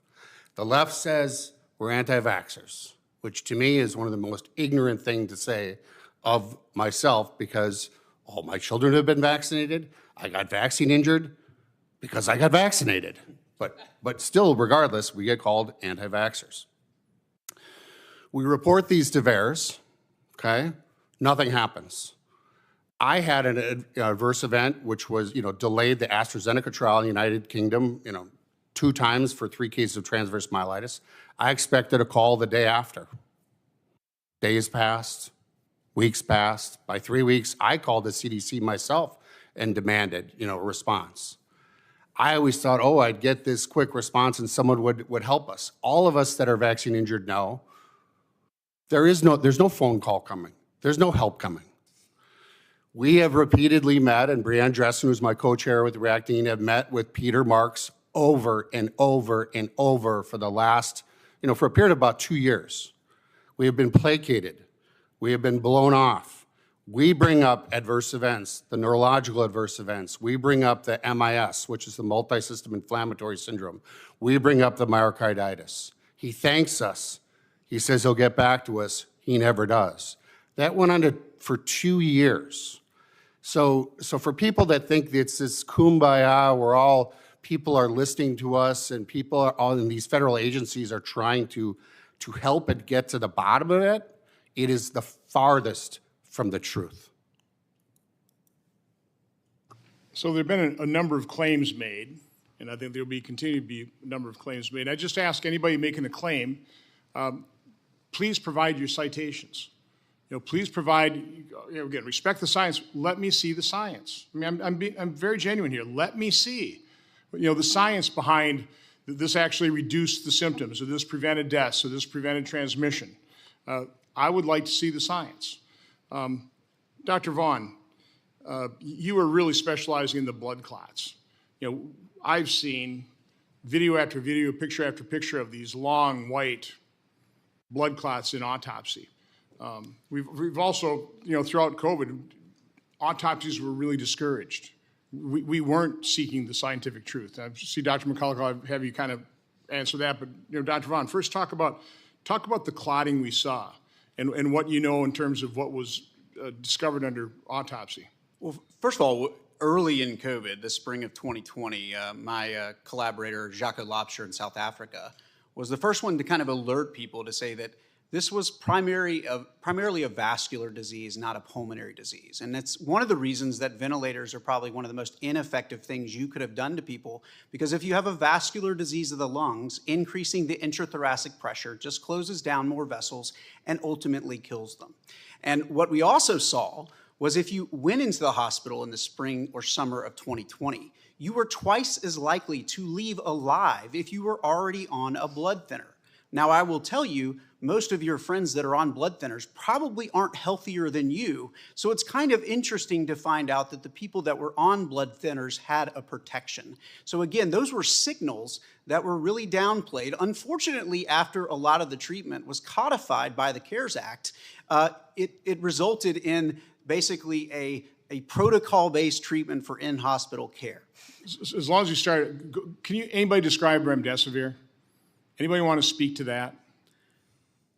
If not, I'll do that for another hearing. I mean, just the conflict of interest of how that was being approved. Yeah, so okay, we'll wave off on that. But what we uniquely found, and my collaborators in South Africa, Risha Pretorius and Doug Kell at University of Liverpool, was that the spike protein was able to induce fibrin from fibrinogen, which is a fancy word for saying, hey, forming the backbone of clotting. But it did it in a way that was different, that we had not seen. And it was what we would similarly think of fibrin as kind of like spaghetti coming out of the colander that you could pull apart when you didn't need it. It was easy to break down. But the actual clot that was formed in COVID or from the spike protein from the vaccine was like burnt spaghetti casserole that you have to get a Brillo pad to get off the dish. And a lot of people, their issue is their inability to break down that clotting mechanism. We all need to clot, but we all need to actually get rid of the clot, and that is the problem. That was pretty obvious, was ignored. Dr. Thorpe, I'll get to you, but Dr. McCulloch, real quick. Quickly, in the last 5 years, I've never treated as many blood clots in my entire multiple decades of in clinical practice as a cardiologist. The blood clots occur after the infection with the virus and the vaccine because the spike protein causes blood clots. It's without any controversy in medicine, the spike protein causes blood clots. So it is reckless and foolhardy to continue to vaccinate people and load the body with spike protein and cause more blood clots. There were other parts of the coronavirus that they could have used in the lipid nanoparticle. I mean, they could have injected something else that wasn't quite so toxic. Yeah, and actually, a paper in Cell, July of 2021, it's called Broad and Durable Immunity from basically COVID. And what they found was the nucleoprotein was actually the thing that supplied broad and durable immunity for actually prevention of infection.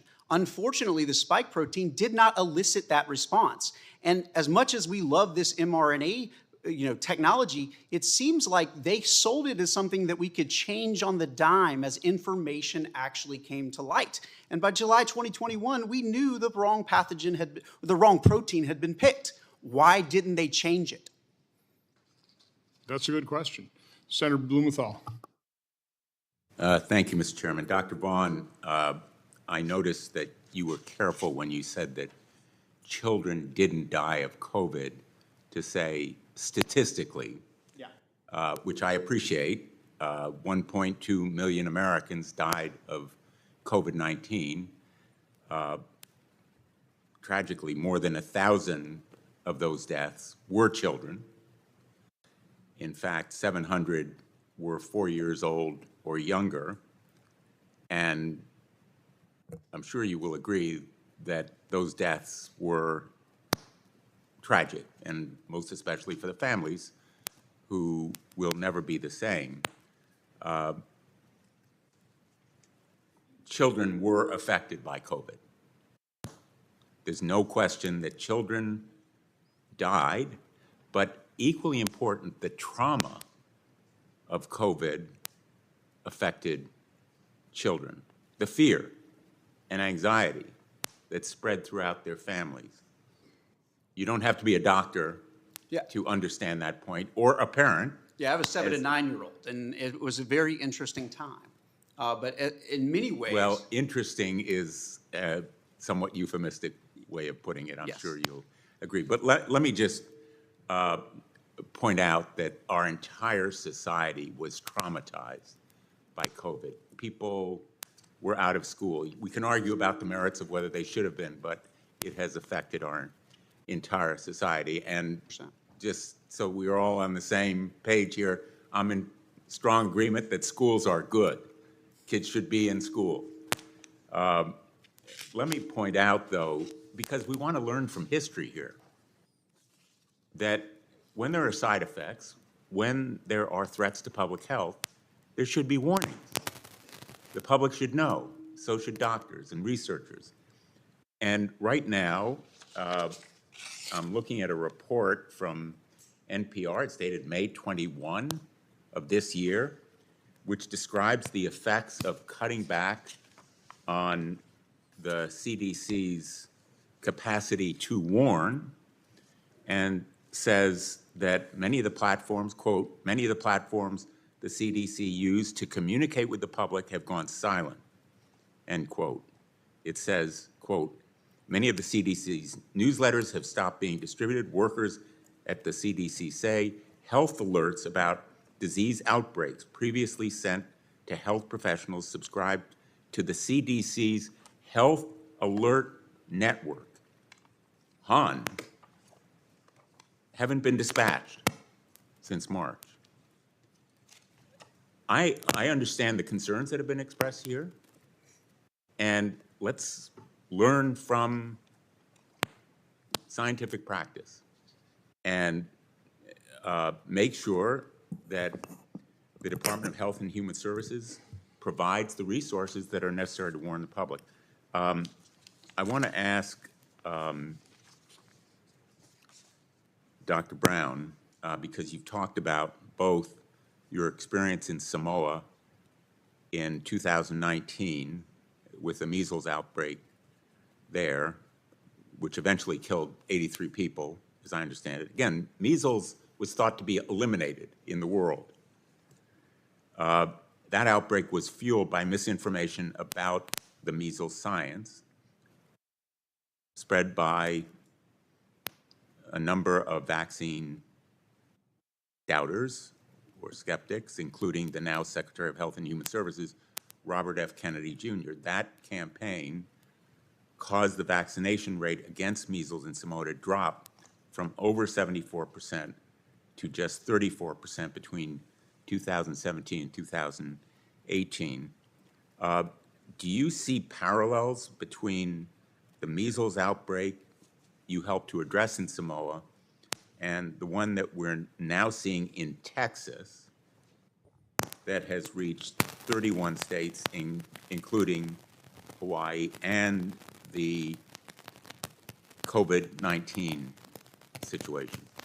Thank you, Senator. There are more than parallels. It's just terrifyingly similar. So what happened, I'll give you the brief version, in Samoa was prior to the outbreak, 2 children had been given vaccinations, and tragically, there was human error, and 2 nurses who were later prosecuted made a mistake, a tragic mistake, and they used the wrong reagent, the fluid with the vaccine, and they vaccinated incorrectly these 2 children, and the 2 children perished, which is, of course, tragic in every way, and we always have to hold all healthcare people to account. Now, after that, there was panic. And what happened in the months and years thereafter was that human error was not a vaccine flaw, it was a human error. And that information was then spread incorrectly by then Mr. Kennedy, before being Secretary Kennedy, and the Children's Health Defense. And that country and their leadership told me this directly. They received letters. There were stories all across Samoa that this group of people came and convinced them not to vaccinate. And they had a lot of challenges with health literacy, and they stopped vaccinating. And then when you get vaccination rates that are that low, and mind you, we have this challenge because we have 14 states. My state is among them, where the kindergartners in our states, age 5, sometimes age 6, are at dangerously low vaccination rates for measles. When it gets that low, you're going to see outbreaks. Unlucky. The cases could come from anywhere. They could come from overseas. They could come from within our own country. But if you get below 95% and certainly below 90%, you see these outbreaks. And then you have, 1 in 5 people end up in the hospital. You have 1 in 20 with pneumonias. You have encephalopathies. You have all sorts of damage. So that's what happened in Samoa. And to be very direct, and actually I want to be generous here, there are many things that Secretary Kennedy is doing that I support. I support his work on some of the questions about processed foods and dyes and environmental toxins, things that I have believed for decades and fought for, as have many of you probably. However, this is so central to the public health of our country that because we have vaccine hesitancy, and because when you fall below 95%, and particularly below 90%, you will see these outbreaks. So we can anticipate that we're going to have a lot of outbreaks, first of measles, and there's going to be fatalities and lots of consequences. We're going to see pertussis. God help us all if we start seeing meningitis or polio break out. These are diseases that have been eradicated. And so what I would say is I really appreciate the chairman's focus on truth and making sure there's transparency and going through the record. I appreciate that. I appreciate individuals who I disagree with fighting for their voices. But what I don't appreciate is when there are individuals with no public health training, whether it's a senator or someone that's one of our colleagues, and they make an assertion to move away from science and away from prevention that has been proven, that I have deep concerns about. And that's what happened in Samoa, killing 83 people. We had to jump in. And then that is what is happening in Texas and a bunch of other states. And I don't think it would be very interesting to ask all the senators privately and congresspeople and all of us if any of us could accept that kind of spread of infectious disease amongst the people that we love. Even if we don't believe in vaccinations, we certainly don't believe in tragic outcomes, things that we can prevent. And that's where I think we should go as a country to heal. Okay, I'm Senator going to Bloom, interrupt I was gonna just to say, say, I apologize. I am the ranking member on the Veterans Affairs Committee. There's a separate hearing beginning right now. I have more questions. I'm going to try to come back, Mr. Chairman. And I apologize. I'm going to have to leave. Thank you. appreciate you coming. This is the part I was actually looking forward to. Unplugged. So, Governor, I'm just going to be honest with what gets under my skin is how many times those of us who've had a different narrative on this, or not a narrative, but I mean just a different viewpoint on this, we are always accused of ignoring science. I think I've been trying to follow it quite closely. So again, I will ask you, and we can go through your testimony. Every time you've cited something, we will ask you to cite the study that proves what you're saying, okay? So again, not really a challenge, it's a request. I mean, I would ask that of all of you. Any of you who have cited some study or some opinion, back it up. And we'll include in the hearing record. We'll have this hearing record will stay open for 15 days, so I'm really encouraging people, send me that science. Again, I entered a piece from Raphael Lataster that pretty well debunks the Watson, I think it's Watson et al., that claims it's the COVID injection saved millions. This is based on mathematical models. It really wasn't scientific study. So again, throw it all in the hopper and let the public decide. But I do have some questions. Dr. Thorpe, speaking of corrupted studies, you mentioned in your opening statement the Shimabukuro study, which, by the way, Tom Shimabukuro, we have sent something like 70 oversight letters, more than that. In many of them, we've told the CDC, FDA, NIH, we demanded they preserve their records. And that should have been widely distributed throughout the agencies. You know, we, in our subpoena, specifically asked for the communications of Tom Shimabukuro. They couldn't find any. I know the current HHS is investigating that individual. We've sent I would call it a referral to the FBI and to Attorney General to determine this. But again, what happened there? Okay, again, when people are supposed to maintain records and they don't, I get suspicious. But again, going to Dr. Thorpe, and I'm going to probably interrupt you because I want everybody to understand what you're talking about in this study, because we're talking about numbers here, but describe that study on, would you call it fetal demise, miscarriage, and how it was originally presented as evidence to push this on the most vulnerable, as you're saying, pregnant women and the unborn. And how did they distort that study to make that point? Go ahead.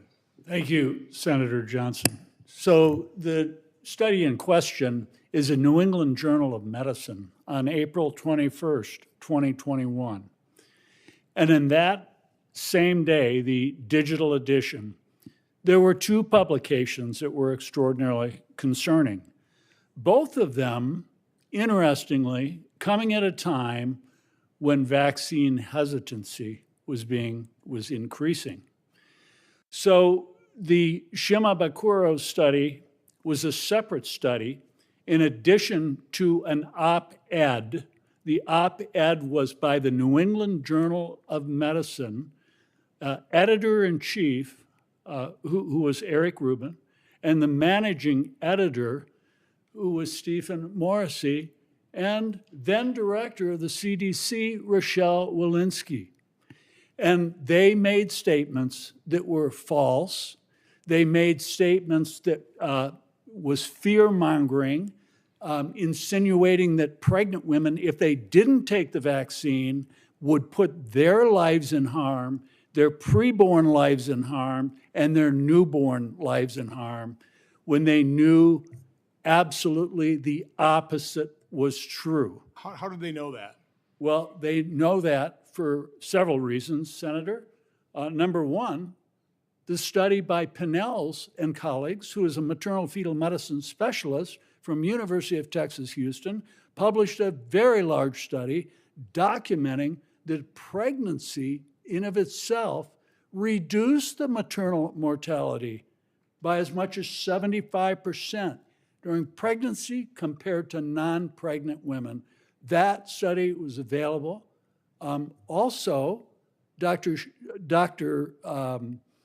Shimabukuro, Tom Shimabukuro, and then director of the CDC, this was 7 weeks after the Pfizer 5.3.6 post-marketing data in 10 weeks that showed the COVID-19 vaccine was the deadliest and most injurious vaccine ever released, with 42,086 injuries, including 1,223 dead.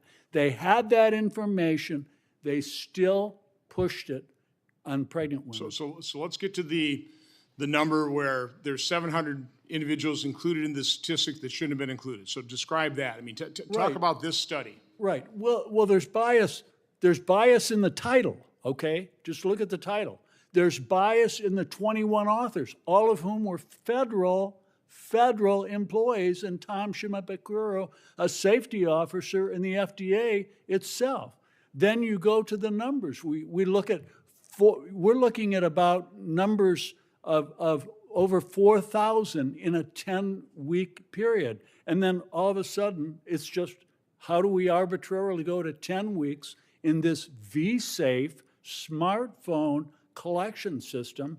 And then what happened to all the other patients? We go down to 827 patients.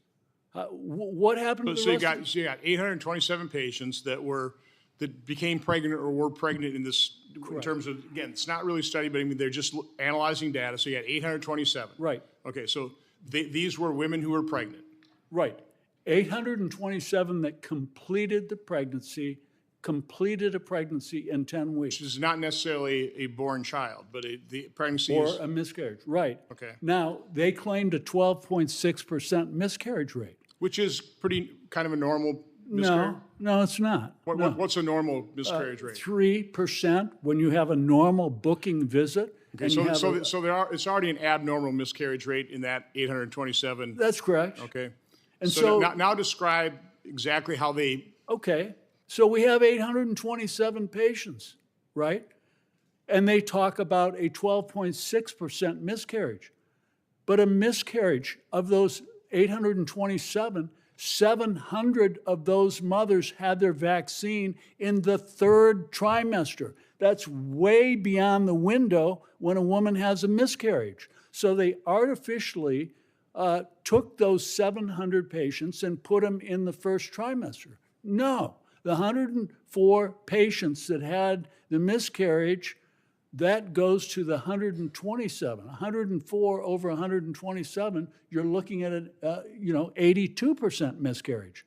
So the key is the percentage of women that got the vaccine in the first trimester had an 82% miscarriage. And by the way, that's the exact same miscarriage rate that was seen in the Pfizer 5.3.6 post-marketing So data. I would argue that proves both points in the title of this hearing: the corruption of science, the corruption of federal health agencies.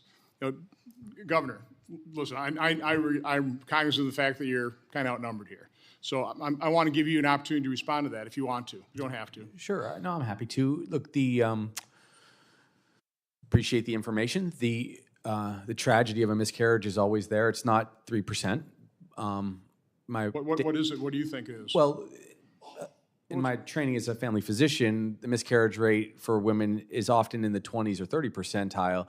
For women across their pregnancies, you know, there are just a lot of miscarriages that occur amongst women. So those are all tragic, and I would obviously defer to ACOG, the American College of OBGYNs, who did, and they should come and testify too, who did strongly recommend the vaccine. I mean, I'm not going to speak as an OBGYN. I'm speaking as an ER physician and as a governor. But I'm sure that would be a vibrant discussion. And again, it's a very good point that we have transparency in studies. So let me move on to my next point. In one of our events, some of you were there, Dr. Moon opened up the insert for the COVID injection. Big piece of paper, you know, fold up, and it's other than it says intentionally left blank, it's blank. Now this was quite a few years, I think this was probably a couple of years into the COVID injection, distribution of it, and all these studies, everything on VAERS. I would think somewhere, you know, when you take a look at the actual studies and the adverse events that were documented within those studies, it's now been released through the Pfizer papers and other means, you think somewhere they ought to put some information in there. So the point I want to make is I think an awful lot of folks are saying that there was not informed consent. I would argue they violated the inviolable principle of informed consent with this COVID injection. I just think that's indisputable. I'll start with you, Dr. McCulloch. Do you want to weigh in on that? I've presented at the FDA advisory meetings. I've advised companies for decades on this, so I know the regulatory science very well. When a product definitely results in death, and there are thousands of peer-reviewed papers on this, Governor, the COVID vaccines in some people, sadly, result in death. Some on the very first day they take the shot. That must be a black box warning on the product immediately. I just checked the package inserts for the currently available products, the ones that Senator Blumenthal wants to pursue. Sounds like Governor wants to still pursue these. Our FDA still wants them to be administered. They still don't have the word death in the package insert. As of today, they don't. And so Americans are not fairly informed. Do you have any doubt in your mind that the COVID injection caused some deaths? I mean, what do you think of the, 38,607 right now listed on VAERS? What do you think the real number is? And do you have any science to back up your opinion? The best data are autopsies. So in the largest autopsy series published to date, I know because I'm the senior author, of all the deaths we examined, and we re-reviewed them, we had an adjudication committee, we had ways of arbitration, deciding on did the vaccine cause death. The answer is, of these cases that came in for autopsy after vaccination, 73.9% of individuals, it was determined that the vaccine was the cause of death. First author is Holscher and colleagues, who's sitting right behind me. And again, by FDA's own laws, that should be included on that package insert, correct? Immediately in 2021, Dr. Carol Tassetta, working with the Daily Cloud, wrote Peter's Marks in the summer of 2023 and said, where's the black box warning? Where is it? No word from Marks. Dr. Vaughn, you want to weigh in on the informed consent? Well, The other thing is, I think emergency use authorization, actually by definition, when you fill out the documents for the patient, if they read it, it actually says that they should make sure that they are under no compulsion to get this product. And that is what's so confusing, because even though the product was mandated in the summer, at the end of the summer of 2021, the product on the shelves was still the EUA product. And in that sense, for somebody to be mandated to something that they also have to sign to say that they weren't mandated to do it is kind of hard to do legally. By the way, that's the subject of a couple oversight letters in terms of the whole full authorization type of thing. Dr. Thorpe, quickly? Yes, on informed consent, there was completely the opposite in pregnant women.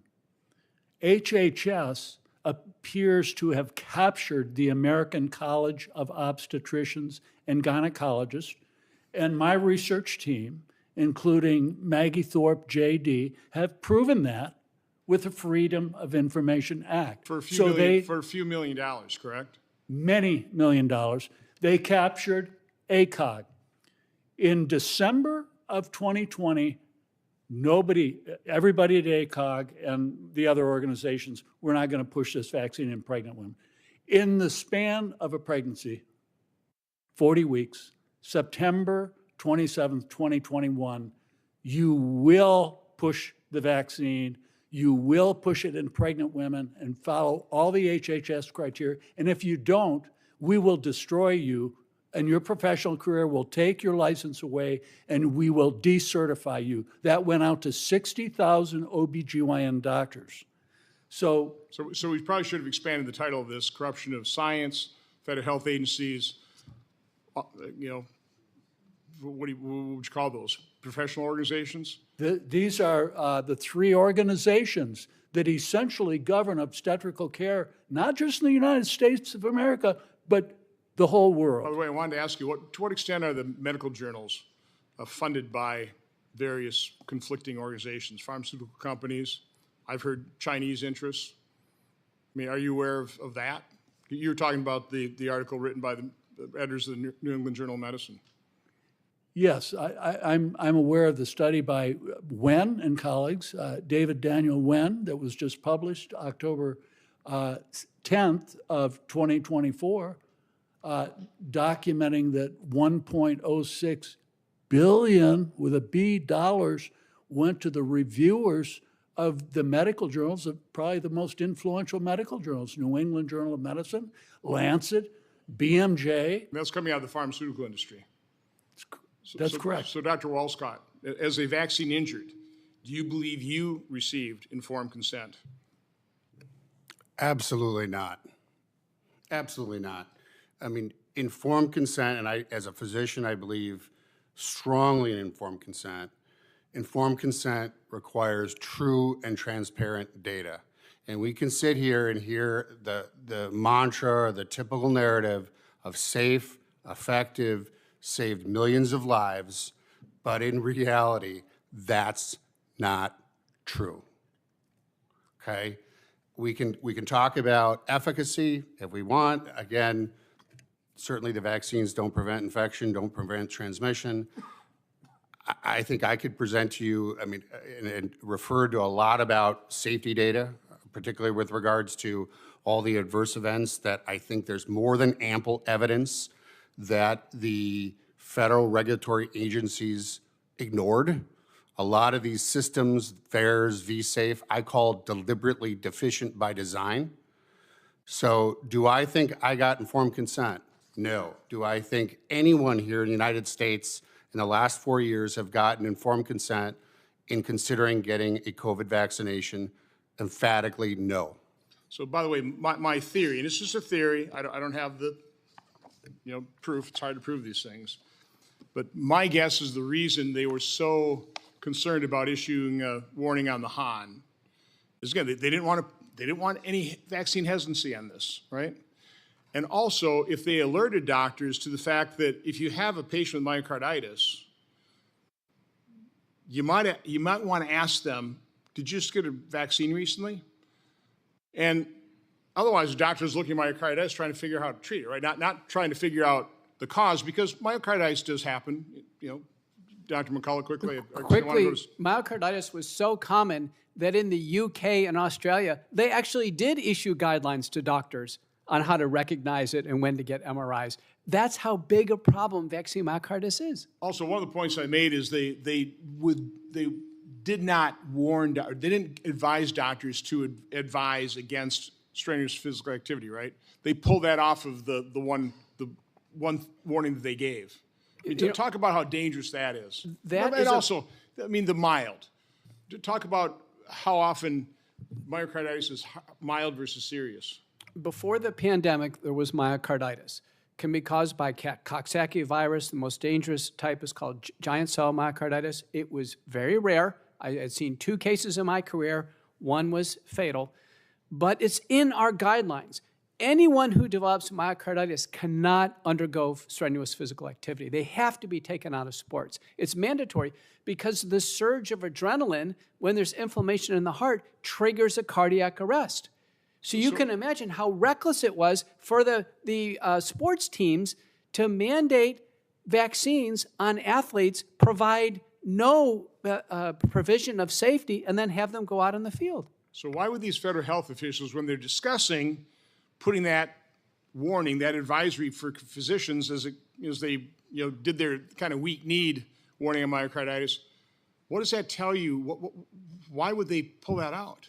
It was reckless not to provide prudent guidance on reducing the risk of cardiac arrest when a patient has vaccine myocarditis. Whether it's acute myocarditis that we clinically recognize, by the way, 90% are young men, 90% are hospitalized. Tracy Hogan, others at UCSD show that, multiple studies, but there's a larger group of subclinical myocarditis. These are patients with heart palpitations, blood pressure swings, atypical chest pain.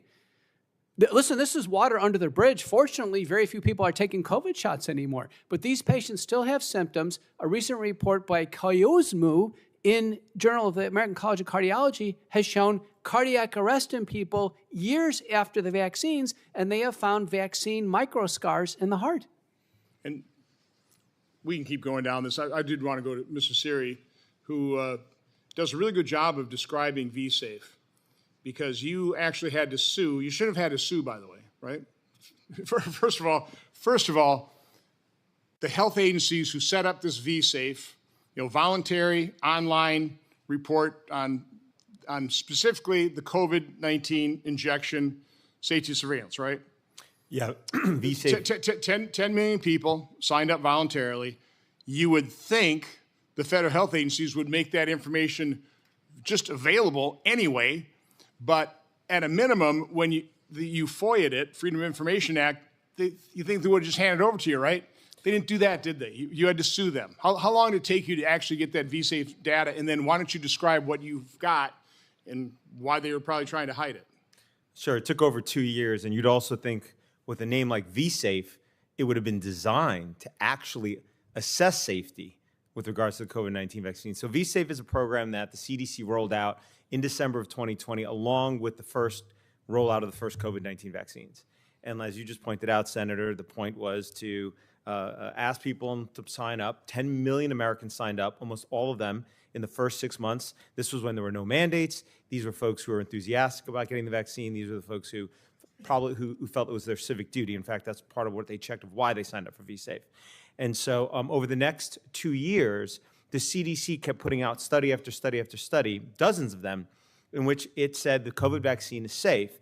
When you look at those studies, what is it relying upon? One of the primary data sets it's relying upon is the VSafe data, okay? And so on behalf of our client, ICANN, we, as you pointed out, submitted a Freedom of Information Act to the CDC, and we said, hey, this data you're collecting in VSafe is almost all de-identified, because most of it's checked the box. Please provide it. The American public pays for it. You're public servants. American public should have access to it, should be able to do what scientific inquiry is supposed to do, which is replication. By the way, yes. Quickly, what did they ask and what didn't they ask on the VSafe? Yeah, I mean, talk how grossly inadequate it was. Yeah. So, I mean, I understand this hearing is about, did our public health agencies do things that were improper? Did they have C-enter? Did they purposefully do things improper? And when you look at how VSafe was designed, I think you'll see that. So VSafe had check the box most of what vSafe collected was via check the box options. Then it had some free text field. There were two categories of check the box options. The first category were symptoms. So you could check the box for various symptoms, right? And the Like, maybe give us an example. fever, local, little pain. The standard minor things, right? Right. And so those symptoms, the vSafe system only asked you for the first 7 days after injection. And as Dr. Shimabukuro even said in an email that we obtained via FOIA, those are the expected reactions. It's what they called almost immunogenicity. It shows the vaccine is working. And so the symptoms that they picked were totally useless for assessing the safety of the COVID-19 vaccines. And in fact, when you look at the studies that the CDC published, people were reporting those symptoms at 40, 50, 60% of them. Yeah, they reported, pain in the arm, of course. But they were viewed as normal to have a little chill, have a little fevers. And so that part of vSafe was totally useless for assessing safety. So that wasn't useful. What was left? The only other thing that was checked the box was if you sought medical care, if you missed school or work, or if you were unable to perform normal daily activities, and if you checked that you you needed medical care, it then asked you, were you hospitalized, emergency room, urgent care, or telehealth, okay? So that was the data they were collecting. So presumably, vSafe was going to assess safety by looking at people who sought medical care after vaccination, because everything else they collected on check the box was, at least on the symptoms, was not useful. Now, before I go on to tell you what the healthcare seeking data showed, I just want to go back to the symptoms that the CDC chose. One of the things that we obtained was a copy of the very first version of the design documents for creating vSafe. And when you go to the last page of that design document, it's in my 66-page submission. Everything I'm saying is in the 66-page position with citations and support. What you will see is they had a table. It was called Adverse Events of Special Interest, Pre-Specified Medical Conditions. And on that list, it had myocarditis, it had pericarditis, it had all of the issues that we now see and people have reported with regards to COVID-19 vaccine. It was in their design document before they launched vSafe, but not a single one of those conditions ended up as a check the box, or at least the symptoms of those conditions. You could have put in at least chest pain if you didn't want to use the word myocarditis or pericarditis, but they didn't do that. To me, that is the best evidence, one of the best pieces of evidence out there that our federal health authorities knowingly, consciously chose to design this system.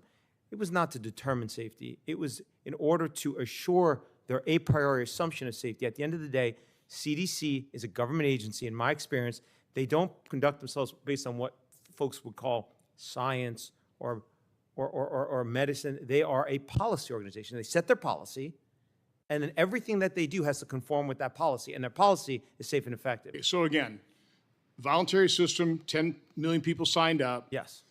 They've tracked all this data, inadequate, check the box information. Not only inadequate. And what they should have been just making available online, like quite honestly, like VAERS. I mean, VAERS available. You can see it, okay? They should have. They should have made that available as well. They didn't.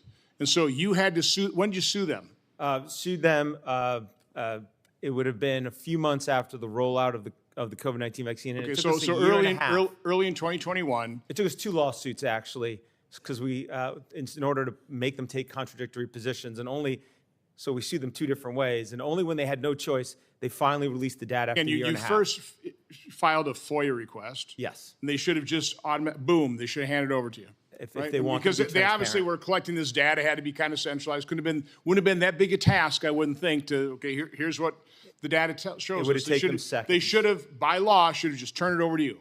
They should have. And they didn't. So you had to go to court, and it took you 2 years. It took it. Okay, to then, get so now drum roll. Yes. What did the vSafe data show once you finally extracted it by a lawsuit using the courts? Yes. What did they show you about how safe the Here's what injection was? Here's what it showed. In contrast to the dozens of studies that the CDC relied upon to say that COVID-19 vaccines were safe using vSafe data, where they only reported the first week of what people reported after the injection seek medical care, even though they know that injuries from COVID vaccine can happen well after the first week, but they only reported the first week to make the number look low. And even though they designed the system to collect medical seeking behavior for 6 weeks after getting the vaccine and 3 more instances after that, when we got the data, it showed that 7.7% of V-Safe users reported needing medical care after the COVID-19 vaccine. And 75% of those reported they were hospitalized, emergency room, or urgent care. And on average, they sought medical care 2 to 3 times each. All of this data is publicly available now. And so if you're asking... And by the way, and a quarter missed a day of work, which, by the way, Thomas Bakura, in a video before the emergency use authorization about the safety surveillance system, said, we're going to take this so seriously. If somebody loses a day of work, we're going to have a CDC official on the phone following up, checking it out. Was that your experience, Dr. Walskog? Absolutely not. Not exactly. Did you want to say anything else about that? I know I've been kind of stomping on you. No, not at all. No, it's just this. When they designed V-Safe, the only data that probably could have assessed safety was medical seeking behavior. So you would hope our federal health agencies had a number. Look at how, how often COVID itself injured people. So you want to make sure the vaccine's safer than that, right? So was it 1 in 200 sought medical care? They pulled the plug? 1 in 100 people reported seeking medical care V-Safe, then they'd pull the plug? The data showed 1 in 13 people sought medical care on average 2 to 3 times each. I don't think there was a number, unfortunately, that would have been sufficient for a CDC to pull the plug. So what we sought for years is their analysis of VAERS, the proportional reporting ratio, which they did release some of those through FOIA to news organizations, that type of thing, not particularly useful. And by the way, they didn't particularly like that statistic anyway, so they did empirical Bayesian analysis. Never got it. Over a year, never got it. Well, we have Why? 2 federal lawsuits still going on right now for the EB data. Okay, now we're starting to get some of it. Okay, and again, I don't want to steal thunder or jump the shark on things that I know about that are being studied, but I think it'll be shocking to people to realize that they definitely had signals in empirical Bayesian that they were not reporting. And it will show. It's kind of complex, but this will be shown. Well, Okay, so that's what I say. They say, well, you're not proving the case on this myocarditis. No, this is the tip of the iceberg, of the cover-up, of the downplaying, and you have to ask why. Governor, just this story, were you aware of the story of V-Safe? Through the testimony, I should probably be allowed to comment. There's been a lot of comments, and we talk about commenting and so on, because I'm pretty outnumbered here. Look, the couple things. First of all, VAERS, all right, which has been mentioned a bunch of times. It's not an adjudicated reporting system. It's valuable to get input, which we're grateful for, but it is a flood of experience, and there is no, there's no clear causal connection. No, I see your numbers, but that doesn't... Did that cause you concern? No, it didn't. I'll tell you why. Because we do want input, massive input. I'm grateful that there were people putting that in there. But that's why we do science and studies. We don't just do what this is. I'm going to argue with you here, okay? Fine. Here's the problem, because I was going to go down this road. They didn't see safety signals because they didn't want to see them. They had them. They wouldn't report on them. They lied to us. That's what I'm trying to get at. They lied to us, just like they lied and said, this thing's going to stay in your arm, when they knew it wouldn't, and we know conclusively it does not. They talked about the mRNA.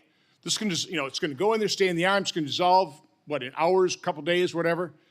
But they knew it wasn't mRNA, it was modified RNA, and it stayed in the body, together with the spike protein. And we have studies of that. They're not talking about that as they continue to push this. So again, they've lied to us. So again, you can keep saying that, follow the science. No, the science has been corrupted and the agencies have been corrupted. So we have not been able to believe in them.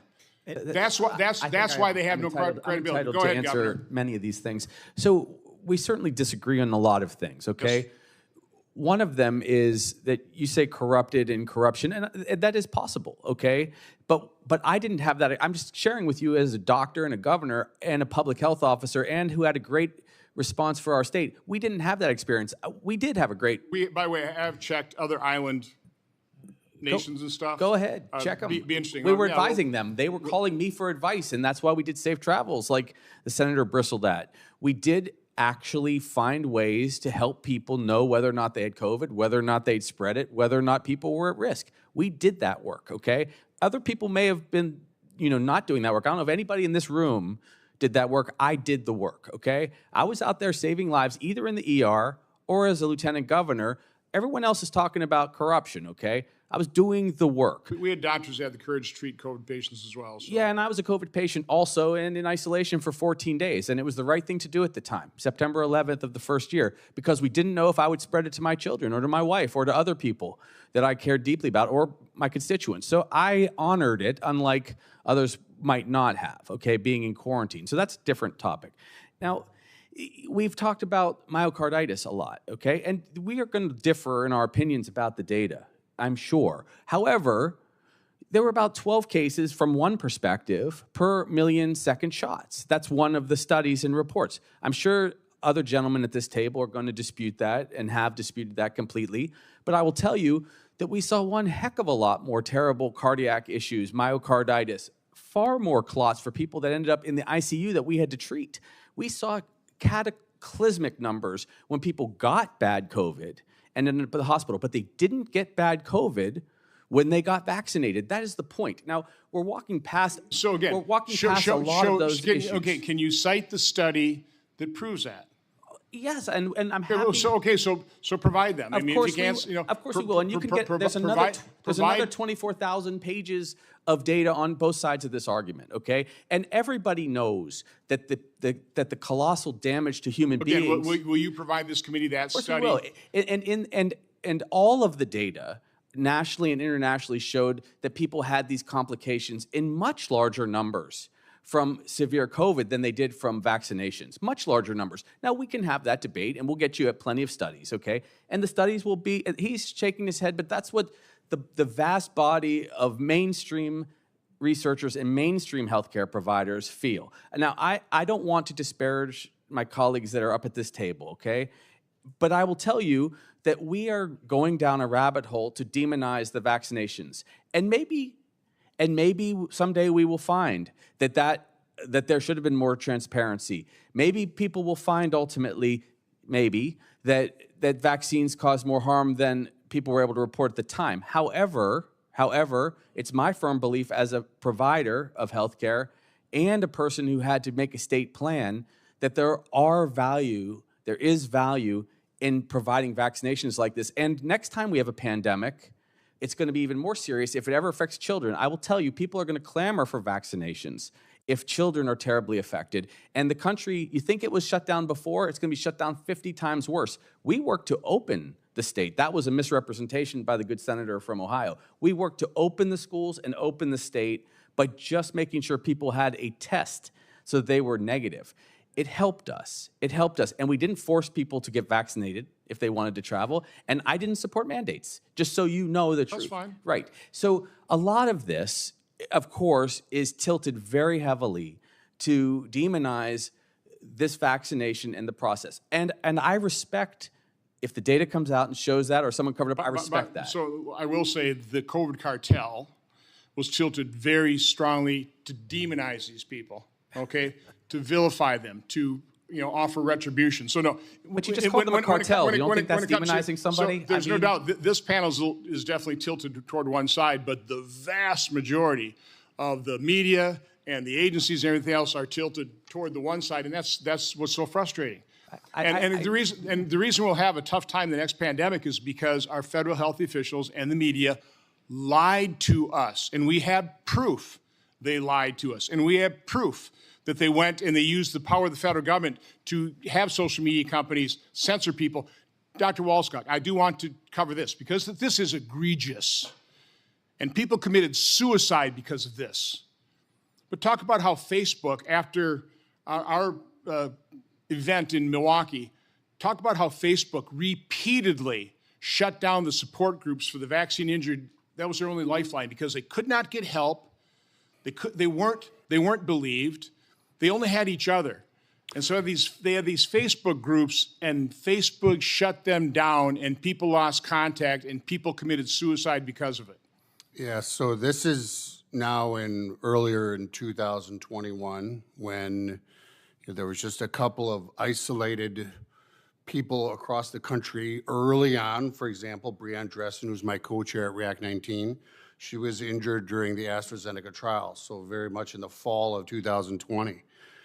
And early on after that episode, she started communicating with some other people across the country, and her husband has some connections out at the NIH. That group started communicating with Dr. Nath, who is a neurologist at the NIH, who clearly confirmed that these injuries were vaccine related. These people started giving each other support, really. What do we do? What do we do? Communicated with Senator Johnson's office. And in the end, they had a press conference in June of 2021 in Milwaukee. And the idea of the press conference, again, don't let me speak for you, Senator, but was just to allow these people to be acknowledged and to communicate their story. Well, not only did the media show up and not cover their story, it turned into a hit piece basically on Senator Johnson. But more importantly, within 3 to 5 days after that press conference, all of those support groups that Breanne Dressen had set up were all shut down. And in retrospect, they found out that, through the White House Communication Office, who was communicating with another contractor who was following her, and they directly through the White House Communication Office shut all those groups down. And you might say, well, it's too bad they can't communicate with each other. No, some of the people were suicidal and subsequently killed themselves. So this resulted in. And Governor, again, I've heard you say, and we should never do that, and it's regrettable and all kind of stuff, but that's what happened. It happened repeatedly. It's still happening. Look, let me support Dr. Walsog, okay, for a moment. Okay, first, I will be empathetic. It is terrible. And believe me, this is not anything that I would do. But let me just say this. Tell you, Peter Marks didn't find it terrible because he's behind it. Okay? Well, but I do want to say that is terrible, and we should have open communication. However, that is not necessarily what I'm feeling. The love here in the hearing, okay? And mind you, I spent 14 years on your side of the desk, and I spent now 6 years on the other side as an executive. The truth is, it's always somewhere in the middle.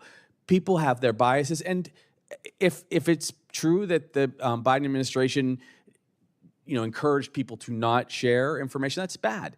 But there was another president also that was encouraging the vaccinations, and so we had two presidents, one Republican, one Democrat, in fairness, who they promoted the vaccine. And so all this conversation about not sharing enough of the potential risks and so on, everyone, and I would say this, everyone, including you guys and us and these good people, we're all responsible as a society to do our best to communicate. And when I hear words, just forgive me, when I hear words, you use the word cartel, and I'm not going to defend anyone. I'm saying that word is explosive, okay? And it was developed out of firsthand experience dealing with them. Believe me, and I have plenty of words to share about the people that threaten my life many, many times because I was a public health official, not even in favor of the things they were threatening my life over.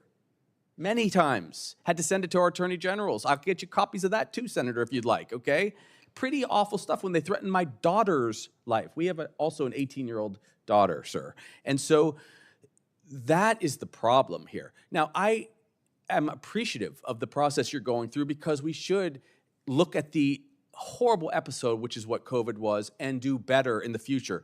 But if it ends up being skewed to the demise or the suppression ultimately of vaccinations, which is what a large part of society is fighting to do, then we will all lose. So and again, that's why I'm speaking up. What we're trying to do is restore integrity to science, which it has been corrupted. Again, you pay for science, you get the result you want. You got Fauci paying for science for 40 years, he's getting the result he wants. So again, I'm begging you, please provide the studies, the citations that prove that the injection actually reduced severity of symptoms, prevented deaths. Give us those studies so we can throw those in the hearing record and compare them to other studies like, for example, the Lassiter study or Lataster study that I did enter. It will not be difficult, Senator. There's so many. And again, listen, as I said, I'm well aware of the fact 5. I think I've given you a fair amount of time to respond and stuff, and I've tried to be I'm respectful. used to talking a lot. It's okay. We all are. It's an occupational hazard here, and we'll just prove it here, Senator Blumenthal. Thank you. And I'll have to be quick because I have to actually go to the floor. I've just been at my other committee meeting. And I want to ask you a kind of yes or no question, Governor Green. HHS apparently is making plans to change the way that vaccines are approved, requiring placebo trials for vaccines that have been used previously for decades. In other words, the clinical trials on vaccines already in use will involve placebo trials. I understand a lot of doctors feel that this practice would be unethical. Do you agree? Yes, that will be unethical. Thank you. And it will be unethical because we already have demonstration that people get protection. So it's unethical to give them a placebo and watch kids die of meningitis or diphtheria or polio. That's why it's unethical. It's not unethical to study. It's not unethical to research. It's not unethical to run trials, but to possibly put people at risk when a particular vaccine has already been proven safe and effective and has been in use for decades, that would be unethical. Correct, Senator. Thank you. I want to ask Dr. McCullough, I understand that you are an executive of the wellness company, and that the wellness company has made money from the sale of supplements and other, quote, spike detox products. Is that correct? I'm the Chief Scientific Officer of the Wellness Company, which is a national company started in 2022. It delivers healthcare, so it's a company of doctors. Also provides nutraceuticals and supplements, fully prescribes drugs across the range, health education materials. How much money has your company made from the sale of spike detox products? And the company has innovative products like spike detoxification based on peer-reviewed studies demonstrating the scientific underpinnings for a combined use of three over-the-counter nutraceuticals, which are nattokinase, bromelain, and curcumin. You can buy them anywhere on the internet if you want them. So the company, I don't have the company's balance sheet with me, but I can tell you its overall valuation right now is about $50 million with an M. And that pales in comparison to the tens of billions of dollars that the government spent on vaccines that have caused great harm. At the Wellness Company, we are trying to help the country recover, whereas further vaccination is putting the country into a big hole in terms of damaging their health care. And your Audience, please. Your company, that company also makes ivermectin?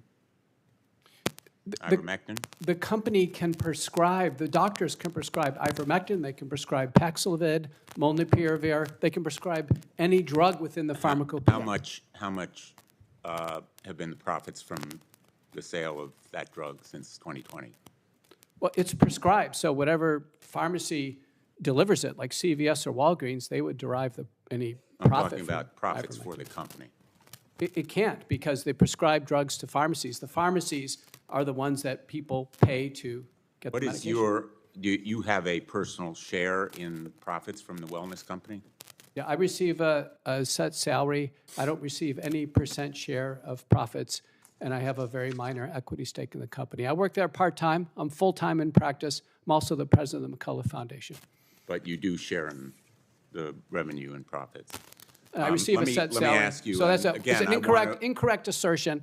I get a set salary. I do not have any sharing of any revenue that comes in, Okay, thank you. okay? Has your board certification ever been revoked? I resigned from the American Board of Internal Medicine November 11th of 2024 due to an ongoing dispute over the term you've used, misinformation, which is So a propaganda term. It's your a board's- leverage term. So I had a dispute. I resigned from, listen, I'm one of the most published people in the American Board of Internal Medicine. They rely on my research for a lot of their board materials. So And then- you're no longer board certified? I'm board certified by the National Association of Physicians and Surgeons. There's many different organizations that provide board certification. Which one did you resign from? The American Board of Internal Medicine, after 40 years of a perfect clinical track record. Thank you, Mr. Chairman. A perfect example of the vilification of people that had a second opinion. By the way, it's always my understanding in medicine that if you had a serious health condition, you go seek a second opinion, because nobody has all the answers. Every human body is different, but that was an unfortunate line of questioning. Mr. Siri,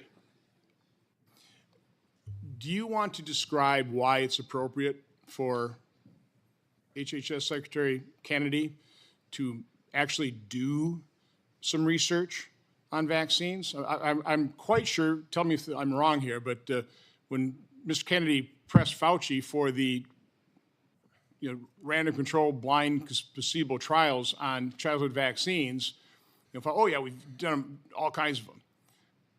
Couldn't produce one. I know in testimony we've had other officials of the CDC or FDA ask the same question. They just can't come up with them. So can you set the record straight in terms of what studies have actually been done on the vaccines on the childhood schedule?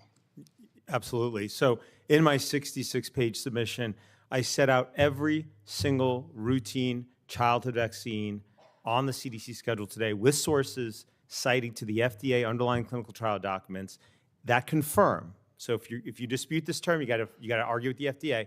Not a single routine childhood vaccine on the current schedule, other than the Covaxin licensed for 12 and older, was licensed based on a clinical trial in which the control group received a placebo. And if the control group received another vaccine, that vaccine was also not licensed based on a placebo-controlled trial. That is all set forth in here. It is categorically accurate, a placebo meaning an inert By the way, substance. do you want to just talk about some of the most egregious examples? One I found, and this is off of a blog, or I mean off of a podcast, but I'm assuming it's true because it hasn't been disputed. Apparently, the approval for the aluminum adjuvant in vaccines was done off of a trial with 4 rabbits. And aluminum adjuvant one of the rabbits died. They killed the other ones after 28 days and found all kinds of aluminum in the body, but they approved it anyway. So good go. Is that true as well? Aluminum adjuvants are not, they're used to induce autoimmunity in lab animals. They are part of the active ingredients. They're not separately approved as their own standalone product. Injecting a child with just aluminum adjuvant would be entirely unethical because it has no therapeutic value in and of itself, unless you want to treat them like a lab animal. I'm to not induce suggesting do autoimmunity. that. I'm just saying, but that's what it was approved for use in vaccines. As far as I'm aware, actually, it's never been approved, aluminum adjuvant standing alone. Oh, okay. And I'm not aware of any such approval. But to answer your question, why? Why look at the safety of of childhood vaccines? And the answer, I think, is this. We should be looking at all environmental insults because we are in the midst right now of a pandemic. There's been a lot of talk. We got to be ready for the next pandemic. We have a pandemic right now. It's a pandemic of chronic disease amongst our children. Over 50% of kids in America have a chronic disease right now. That's up from under 13% in the early 80s. What's changed? What has caused massive immune dysregulation to occur amongst our children? Why do I say that? Because most of the chronic diseases that we've seen exploding, asthma, you go down the list, have an etiology in being a form of immune dysregulation. Not our, and I've set that forth in my submission as well. So you have an explosion in chronic disease since the early 80s. Most of those chronic diseases are a form of immune dysregulation. What has changed in terms of might be causing the immune systems of our children en masse to go haywire? Well, maybe we should start by ruling out the fact that we have gone from 3 injections on the CDC schedule in 1986, the year the National Child Vaccine Draft was passed, to currently, if a child gets the full CDC schedule, follows it today, by 1 year of age, gets 29 injections, including in utero, okay? 3 to 29. And every one of those vaccines, as I mentioned earlier, was clinical trialed and licensed by a company knowing they would not be liable for design defect claims. We need to study that, So like maybe you ought to, everything else. study that. Okay, I think we've probably gone about as far as we're going to go today. What I am going to do is give each one of you, and we'll end with the governor. You can have the last word. Well, I'll probably have the last word. But give you each, and I really respect it, not much more than a minute. If there's just something non-itchy point you want to make, can you make it in a minute? And we'll start with you, Dr. McCullough. You've asked for us to cite evidence. 3 papers by Nathaniel Mead, who's in the audience today, a former National Institutes of Health writer, 3 of them that contain nearly 1,000 references, so they're all there in these papers, have concluded that the risks of COVID-19 vaccination far outweigh any theoretical benefits. We've heard countless wishful thoughts from Senator Blumenthal and from Governor Green, Dr. Green, but they're wishful. They wish the vaccines would have saved lives. They wish the vaccines would have reduced severity. I can tell you, because you know this, I was one of the few doctors who was on the real front lines of treating acutely sick patients at home. That's how we reduced risk of death, not via a vaccine. The marathon runner, he passed away because he didn't receive effective early multi-drug treatment. It didn't matter whether he took a vaccine or not. Our CDC knew about thousands of patients fully vaccinated early in 2021 dying of acute COVID-19. It was abundantly obvious the COVID-19 vaccines did not reduce the risk of death. I don't want America to be fooled by this hearing today, thinking that the vaccines save lives, because they didn't. Dr. Vaughn, please, audience, please. Dr. Vaughn.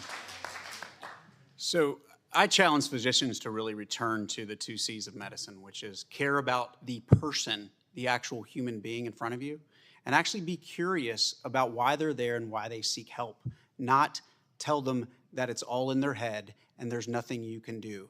And nothing I have read has said that your problems are problems that I can do anything about. Instead, especially when we look at vaccine injury and long COVID, we're talking about 10 to 15 million people that are suffering, and we have a medical community that doesn't know how to help them. We have to study it, and we have to get back to caring about our patients and being curious about what their ailments are. By the way, real quick question, because I meant to ask this. You hear long COVID, you hear vaccine injury. Kind of my assumption is most doctors look at a vaccine injury, call it long COVID. What do you think the breakdown is? Because long COVID exists, right? I mean, that spike protein's a nasty thing. And so just again, I think one of the biggest things is, at least in the 4,000 patients I've seen, about 80% of them have been vaccinated, 20% have not. And so long COVID does not equally mean that you have had to be vaccinated. There's plenty of people that didn't get vaccinated that have long COVID. But the problem currently in the way the studies are done is they are not disambiguating that data. And it needs to be collected, and we need to study it. Okay, Dr. Thorpe. Thank you. I'm an extremely busy clinician, 45 years, okay? When I just in the past, in my tenure, 4.5 years while I was working through the pandemic with SSM Health, 4.5 years, I saw 27,500 high-risk pregnant patients. I was extraordinarily busy. I published extensively during that time on the government data based on Pfizer's data. I gave it to my chain of command. Never once did they treat it as science. Never once did they allow me to present in grand rounds. And after I presented under your last testimony in 2022, I was fired from SSM Health because I brought it to their attention. It was never discussed at a department meeting or at a division meeting or at a grand rounds. That's not science. That's corruption. Dr. Wolskog. Thank you. I'd just like to review a little bit about some of my frustration with regards to continually hearing how vaccine injury is rare. So just for a second, let's all look at big numbers. There's over 17 billion doses of COVID vaccines given worldwide. The Freeman study shows, and again, this is just for serious adverse events, ones of special interest, 1 in 800. That's 1/8 of 1%. Multiply those two numbers, and you have about 22 million adverse events to COVID shots worldwide. Multiply that by 4.34%, which is about our US population as compared to the rest of the world. That's over 900,000 serious adverse events to COVID shots here in the United States. And I think it's time to recognize these people, to research them, to provide them care, which they are not getting, and to consider getting them, and really getting them fair and just compensation. Thank you. I think it's well past time. Mr. Siri. I'm just going to quickly correct the record on a few things I've heard here today, if that's okay. First is that most vaccines, including most childhood vaccines required for school, do not prevent transmission. They're just personal protection, like pertussis vaccine, activated polio vaccine. And I've heard a lot about COVID vaccine. COVID vaccine does not prevent transmission, which makes a lot of what was discussed here today, when you put it in that light, doesn't make much sense. And if it does reduce symptoms, it actually makes you more likely to transmit, because if you don't have as much symptoms and you're still transmitting, you're less likely to stay away from other people. I've also heard people talk about what the FDA's new guidance is. They're no longer going to give COVID vaccines to those who are in low-risk groups. That's not what the FDA said. Read it. What they said was that they're going to require proper clinical trials for those in low-risk groups, as they should. And I don't understand why there was so much talk about being opposed to this new FDA guidance. Why do we oppose gold standard science? Also, in all this discussion about deaths from COVID-19 vaccine, since we're going to rely on clinical trials, let's look at what happened in the clinical trial for the Pfizer COVID-19 vaccine. 21 people died who got the vaccine.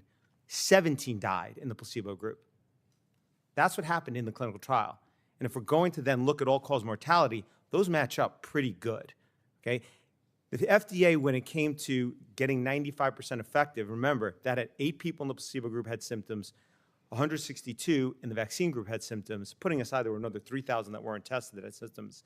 They used that statistical comparison to get their 95% figure. They should have done the same thing for deaths, but they didn't, because it doesn't fit their approach to get this product on the market. And so they let Pfizer explain away all the deaths, even though there were probably almost twice as many deaths for COVID, of cardiac related. Also, you got to ask yourself, it's been 4 years that they're telling us the COVID vaccine is safe. So if it's safe, why do they still need immunity? Why does the manufacturer of this product still need immunity? All you'd have to do is 2 things to not get sued, just like you do with drugs. 1, make it as safe as technologically possible, and 2, disclose the risks. Then you can't sue for design defect claims, and you can't sue for failure to warn. Why don't they just lift the immunity, let them make it as safe as they can, and disclose the risk? Even drugs given to small populations can exist and make a profit, because they do those 2 things. And why, after 40 years of childhood vaccines, can they not lift the immunity for a lot of them? Why? You got to ask yourself that question, because they don't either want to make them safer, because for whatever reason, or they don't want to disclose the real risks. Okay, Mr. Siri, I got to, okay. I threw 3 quick more? No, I've got to move on. I got it, okay. Governor Green. Okay, thank you for having me, Senator. A couple of things. I feel strongly about this. I feel strongly that vaccines save lives. I also acknowledge people who have different beliefs. I will say that a lot was said about being civil and kind to people who have disputed positions.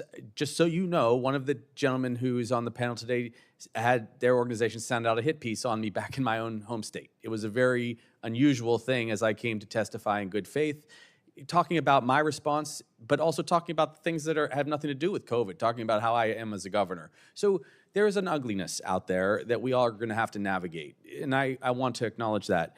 I will tell you that I oversaw a public health mission which resulted in a 90% vaccination rate, which is quite extraordinary for this circumstance. And for our state, which was a closed system, we did very well. We had, and I will bring you, probably to your dismay, a truckload of data and paper and information, and it will be compelling So hopefully that will be considered by those who have different opinions. And I will consider their different opinions. But I will tell you this, I will caution everyone that as we go down the rabbit hole of possibly moving away from vaccinations or vaccination programs, be very careful what you wish for, because as a physician who is still practicing, as a person who has spent many, many years practicing for the public health service, mind you, we will be in dire straits if we walk away from vaccinations and science. And the last thing I will tell you is I sat in, I believe it was this room, it was a similar room for sure, listening to the Secretary of Health and Human Services prior to his swearing in talk about how he wouldn't even walk away from his professional life and his profits based on the work he's doing. And I'm not trying to demonize him, because as I've shared with you, I believe in some of the things that he supports. But when I hear from colleagues, people who are testifying about immunity, they have interests, and those interests should be walked away from. If anyone's going to try to influence you, walk away from your interests, walk away from your vested positions. Be truth tellers, perhaps. Be part of the public health solution, but do not suggest that you are not compromised as you suggest others are compromised. We should fight for equality, and we should fight for that kind of standard on both sides. That I recognize from the fellow testifiers, but there has been quite a lot of hypocrisy. And because I'm one of 6 and had to face some somewhat, let's just say, caustic moments, I don't want to complain. I just want to say the future of healthcare is going to be for us to come together, not demonize one another. And we can talk further about that privately. Thank you, sir. Well, I regret caustic moments. I regret any kind of attacks. Don't support that at all. But I also don't like being accused of walking away from science. I mean, we're trying to restore integrity of science. I think it's indisputable it's been corrupted in many cases. So I want everybody at the table, okay? And we'll take a look at our next hearing in terms of how we maybe create a little more balance here. But regardless, I do want to close and conclude that I know, as I said earlier, there's a lot of anticipation for this hearing. You know, I appreciate that. But I also want to caution everybody, this is going to be a slog. This isn't going to be some one hearing or one piece of information or one study that, okay, this side proved they're right or the other side. You know, science isn't like that. To me, the best definition of science is skepticism. Now, skepticism hasn't been allowed. I mean, that'd be my point, Governor. We haven't been able to ask these questions. Those who do are vilified. Their careers are destroyed. Their licenses are pulled. Their accreditation is gone. Because you do have a cartel. It exists, okay? I think it's undeniable. So, again, we're the little people in this debate and argument. You know, the side, you know, the other side has all the dollars. They've got the media. They've got the bullhorn, all that kind of stuff. These are the little people here. They're being crushed by it. They've been crushed by it.